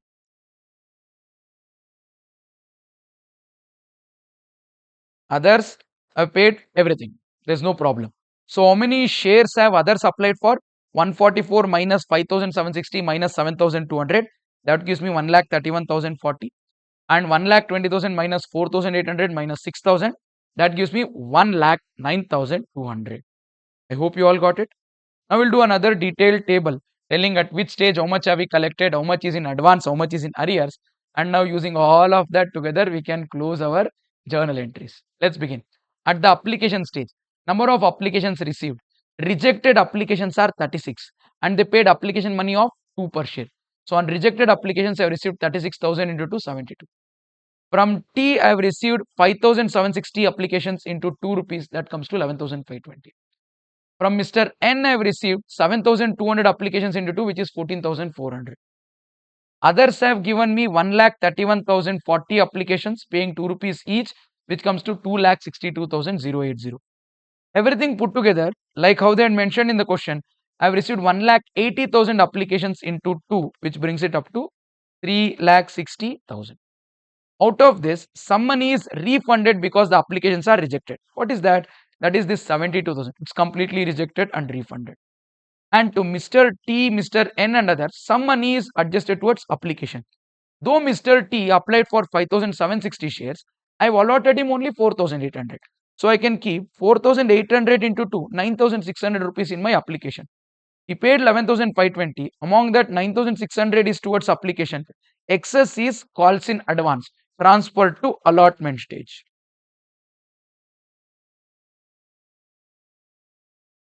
I'll transfer it to allotment stage. That is 11,520 minus 9,600, which comes to 1,920. With regard to Mr. N, he had applied for 7,200 shares and paid 2 rupees each, coming to 14,400. I did not accept all his 7,200 applications. I have accepted only 6,000 applications. 6,000 into 2 comes to 12,000. So out of 14,400, 12,000 rupees is kept towards application. Balance of or 2,400, which is 14,400 minus 12,000. That 2,400 will be transferred to calls in advance. And coming to others, they have applied for 131,040 applications, but I have accepted 1,09,200 applications. So out of 2,62,080 what they paid, 2,18,400 is taken to application. 262,80 minus 218,400, 43,680 will be transferred to calls in advance. We can keep the totals also because when we are writing journal entries, this is what we need. We don't need this internal numbers. Then let's go to allotment stage. How much amount is receivable on allotment? On allotment, I'm supposed to call 5 rupees from each of them. 3 rupees towards allotment and 2 rupees towards premium. So rejected applications I will not call anyway. From Mr. T, I will call 4,800 into 5, coming to 24,000. From Mr. N, I will ask 6,000 into 5, 30,000. And others, I will ask 1,09,200 into 5, which is 5,46,000. Everything together, I am asking those 1,20,000 into 5, which is coming to 6 lakh. And I won't receive this full money in cash. Why? I have some calls in advance. How much calls in advance? T 1,920, N 2,400, and others 43,680. Together 48,000. I'll only collect the balance money. When I went to collect the balance money, Mr. T did not pay. So 24,000 minus 11,920 became calls in arrears. However, Mr. N politely paid that much money was received in cash. 30,000 minus 2,400. And others also paid money politely in cash. That's 5,46,000 minus 43,680. Together, there is calls in arrears of 22,080 now, and there is amount received in cash at allotment stage to the extent of 5,29,920. Once we're done with the allotment stage, let's now go to call stage. At call stage, how much money am I supposed to collect from each of them? From rejected applications, I will not ask for anything. From Mr. T, I expect 4,800 shares which are allotted to him into first call money of rupees 2. So same thing actually. 4,800 into 2, and here 6,000 into 2, here 1,09,000 into 2. So I am expecting 9,600 from T, 12,000 from N, and 2,18,400 from others. Put together 2,40,000. That is 1,20,000 allotted shares into 2 rupees per, 1,20,000 allotted shares into 2 rupees per first call. And what happens here? Again, Mr. T doesn't pay. It will become calls in arrears. But Mr. N pays politely. This is first call. Oh, first call. So this guy also doesn't pay. Mr. N also doesn't pay. 12,000. And others pay politely. So I'll write the totals here. By this, we are done with call stage. I'll take you to second and final call. And in final call, Mr. T, his shares have been already forfeited. So I will not make the call only. Mr. N, I'll still make the call. 6,000 shares into 3 rupees per share. Others, I'll make the call. 1,09,200 into 3. I'll write the numbers and total here. And what happens in this stage is Mr. N doesn't pay. So it will become calls in arrears to the extent of 18,000. And others definitely pay. So 3,27,600 will be actually received in cash. Now I have the table for application allotment, first call and final call stage with me. Using this, I can comfortably pass the entries. I can do forfeiture entry also, but to identify the profit or loss on reissue of forfeited shares, I might have to do one more note. I will do that slightly later. For now, I'll start with passing journal entries. At first, when I receive applications, the journal entry that I would pass is bank account debit to equity share application account. I have received applications to the extent of 1,80,000 into 2. I'll write 3,60,000. And if you observe our working note, I have done the same thing. See, amount received on application 3,60,000. In this 3,60,000, we refund 72,000. So 72,000 will be credited to bank account. 2,40,000 will be transferred to share capital. 48,000 will be transferred to calls in advance, which is a liability to company. So first entry is bank to share application 3,60,000. Next entry is share application account debit 3,60,000, to bank account 72,000, to share capital account 2,40,000, to calls in advance 48. So once you do this working note, journal entries becomes very comfortable. If you want, I would suggest you to pause a moment here and write down this working note and then discuss, then see the journal entries. Fine, let me write the entry. I'm taking this application money of 3,60,000. A part of it will be transferred to share capital, that is to the extent applications are accepted, 1,20,000 into 2. And a part of it will be transferred to calls in advance, and a part of it will be rejected and refunded 72,000. I hope you all understood this. It's taken straight out of our working. After this, I'll go to allotment stage. At allotment stage, entry is share allotment account debit to share capital. I'll further collect security premium also in this stage. 1,20,000 into 5, 6 lakh is here. 1,20,000 into 3, 3,60,000 into 2, 2,40,000. That is receivable. Next, when I'm receiving, I'm not receiving full money. See, allotment stage, how much money is collected? See, bank account debit to share allotment is 6 lakh. Sorry, share allotment account debit to share capital, share allotment account debit 6 lakh to share capital part amount and then security premium part amount. When I receive 5 lakh 29,920, I will debit cash account by 529,920 and previously calls in advance what was created as a liability, I will reverse it. So I'll debit 48,000 calls in advance. I have not received money, calls in arrears will become my asset. I'll debit 22,080 and credit will be share allotment account by 6 lakh. So bank account debit, calls in advance account debit, calls in arrears account debit to share allotment. Bank account debit, money received is 5,29,920. Calls in advance account debit 48,000. Calls in arrears account debit 22,080. To share allotment account 6 lakh. So this is the entry. Or money received from others and 10. For the money which was previously received, calls in advance adjusted now. For the money which is not received. So allotment stage done. There is forfeiture happening of Mr. T, but not after allotment, but after call. Now we'll make the call. Share call account debit to share capital account. This entry will be to the extent of the money called, receivable on call, 2 lakh 40.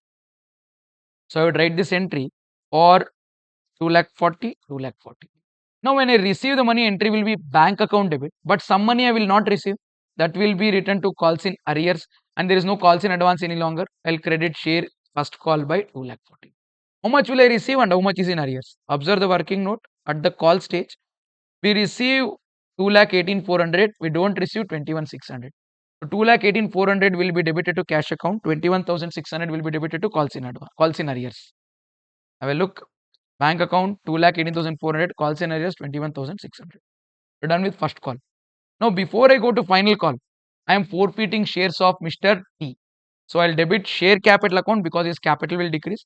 How many shares had we allotted to Mr. T? To T, I had allotted 5,760 shares. That would decrease. So I would do 5,760 into, sorry, 5,760 I had applied. We had allotted him 4,800 shares. 4,800 shares into 7 because the final call 3 is not yet done. And after I debit equity share capital, I had previously debited security premium also on this. That also I am supposed to reverse. I'll reverse that 2 rupees premium on this because it's not received, 9,600. And whatever calls in arrears I had previously recorded as an asset will no longer be my asset. I will credit it and I'll also credit share forfeiture. How much money had I previously collected from Mr. T, which is how much money is still arrears from T? Arrears from T is 22,080 at allotment stage and 9,600 from call stage. Mr. T owed me 22,080 rupees in allotment stage and 9,600 at call stage. So 22,080 plus 9,600 together is the calls in arrears, which I'll reverse here. And share forfeiture account is the balancing figure. Whatever money is not given is the balancing figure. 31,680 is,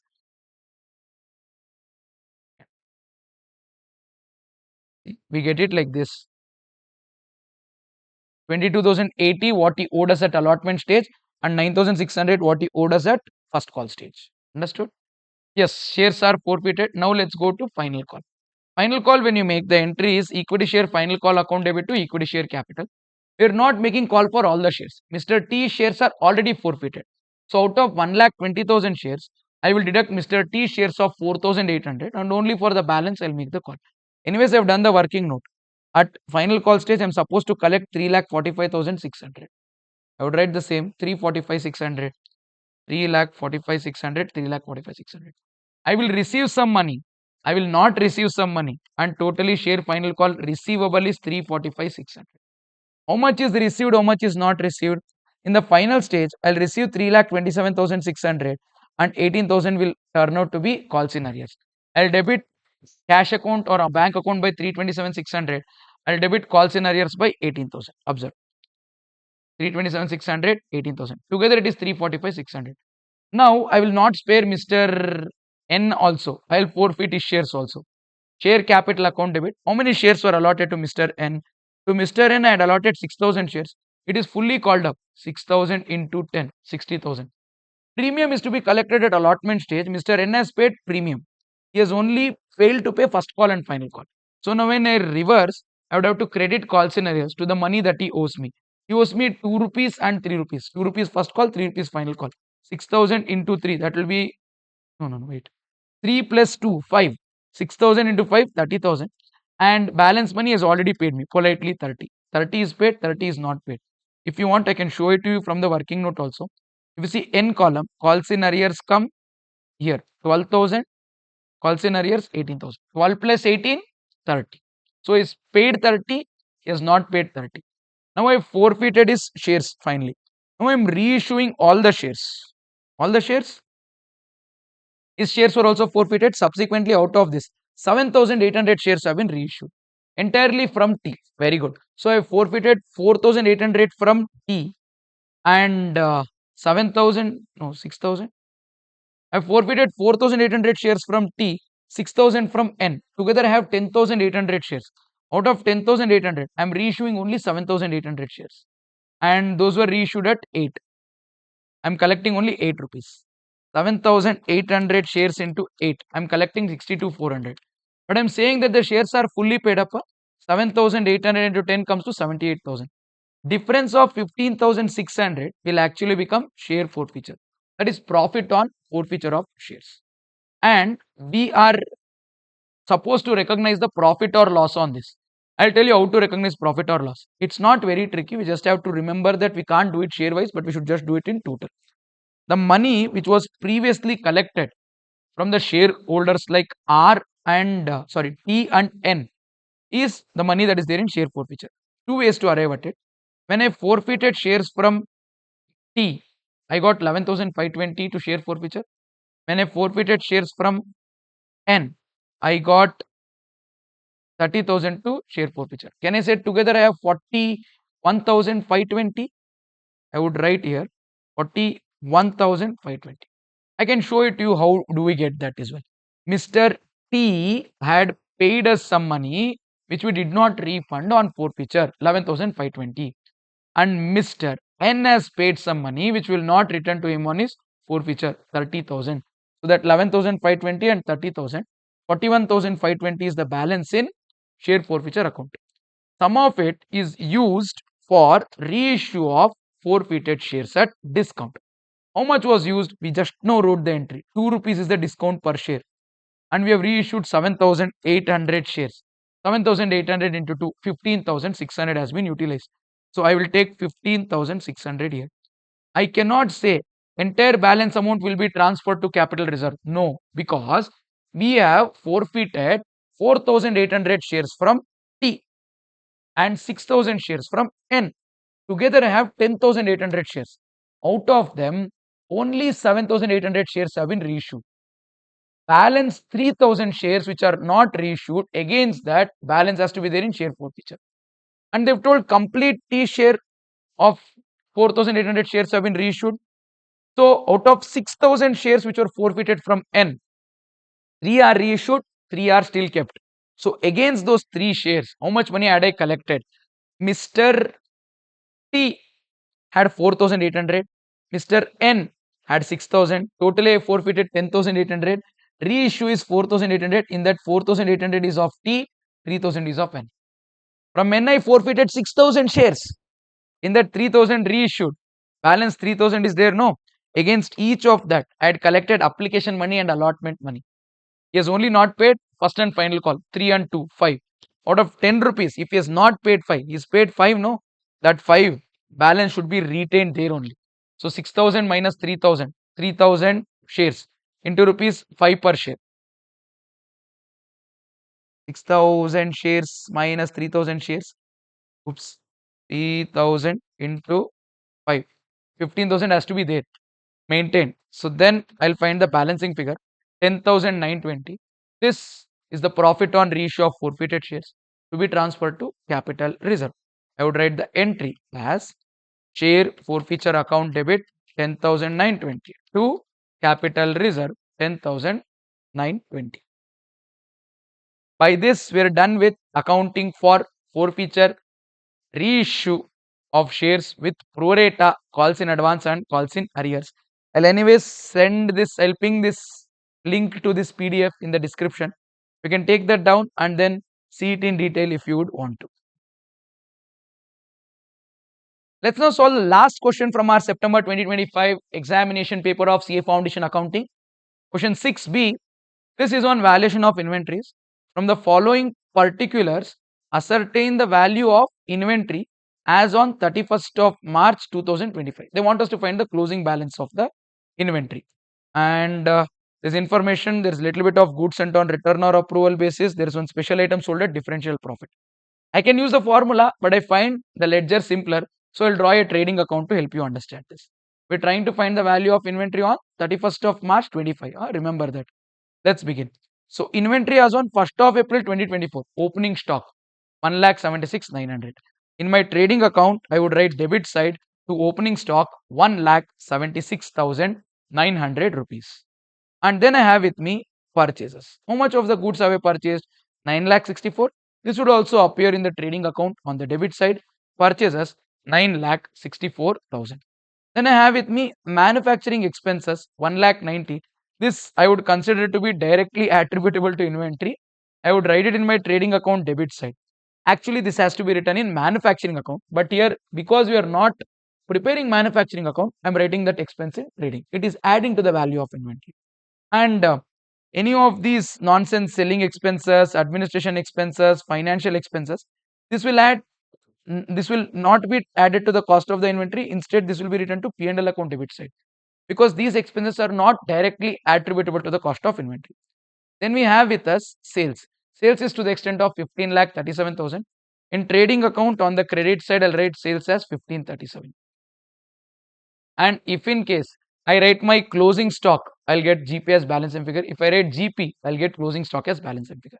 They want us to find closing stock. They've given some information about profitability. Look at this. Sales is 15,37,000. I would write total sales as 15,37,000 here. They would have given some profitability. Some items are sold at different profit. Other items have sold at normal profit. When I identify the profit and then write it here as my gross profit, I'll total the debit, write it on the credit and find my closing stock as balancing figure. Let's see what is the profitability. At the time of valuing inventory as on 31st of March 2024, sum of 7,500 was written off a particular item. 31st of March 2024 is last year. Last year they've written off 7,500 against one item. We don't care. In the balance, which was originally purchased for 70. All that we need to know is some item when they had purchased it was 70,000 and they've already written off 7,500 against this item. Out of 70,000, when they write off 7,500, can I say the value will be 62,500? Let's write that. There is one special item.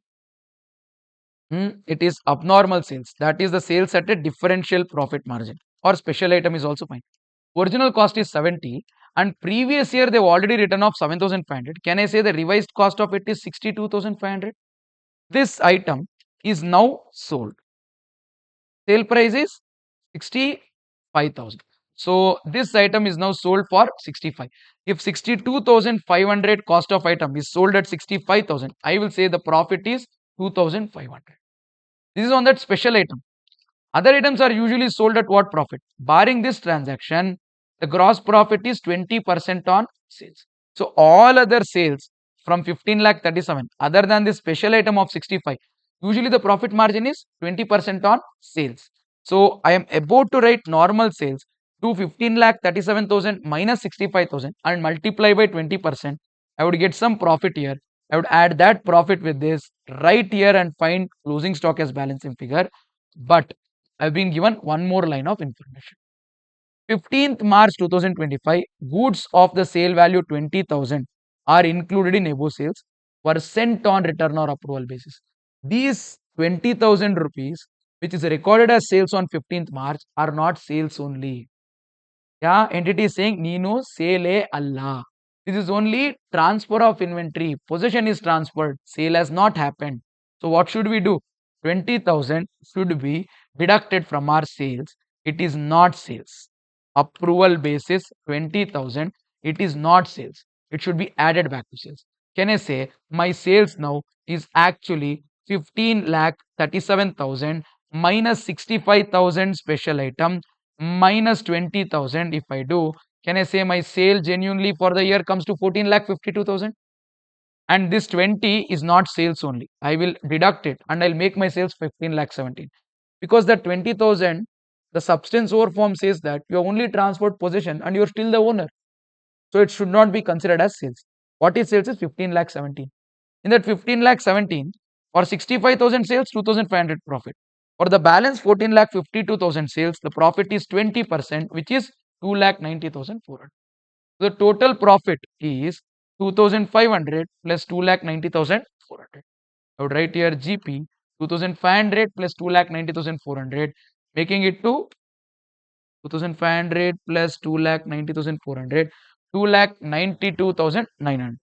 Now I'll take the total on the debit, write it to the credit, deduct it from 15,17,000. I'll end up with closing stock of 1,06,800, which is the correct answer.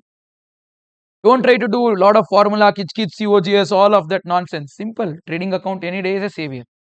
Prepare a sweet and cute trading account and you have it all with you.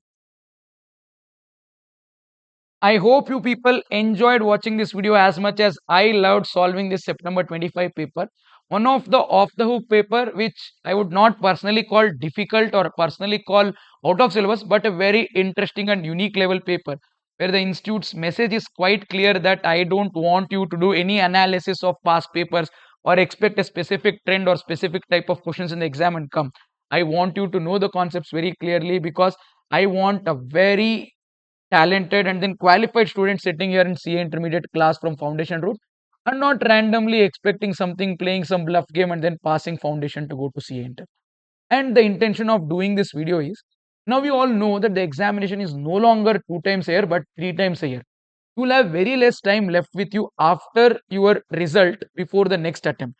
So if in case the result that you are expecting is not what you are going to get, I want you to start very early. When you saw this video, just try to recall whether you had got the similar answer or not. Evaluate and then write down the marks to know whether you are going to pass this examination or not. Not to start celebrating and not to distribute sweets, but if in case you are expecting to do well and then pass, why are you wasting your time? Start with CA intermediate right away. There are so many free resources available. There are so many topics which are from foundation which will come in inter. Start preparing, start brushing up those topics, start making your basics strong and start mentally making yourself ready for CA intermediate. If in case the marks that you are expecting after looking at these answers is not what will take you to CA intermediate, don't waste. Start preparing for your next term of CA foundation examinations immediately so that what happens in September 25 remains in September 25. When you come out in Jan 2026 to write your CA foundation examination, you come out victorious with really high marks and maybe in fact with an all India rank. That's what was the entire intention of this detailed solution and not just a simple review or analysis of the paper. I hope I was able to add some value to you in this entire discussion. Please do reach out to me if in case you do need any help at any sort, maybe to buy classes, maybe to get some revision, maybe you want a specific topic to be discussed on YouTube. Your suggestions are most welcome and always available at just a message. That's what I can say. Remember, life is not a battle to be struggling, but it's a game to be enjoyed. Till the time you're learning something, you're having fun, it's all good. The day you guys stop learning something, you're stop having fun, trust me, you might start struggling because you might be in a battle. So thumb rule to stay happy is pretty simple, it's to stay in the game. So for one last time on this day, I have just one simple question for all of you. Are we in the game? I hope you remain in the game. See you all next time. Till then, stay in the game.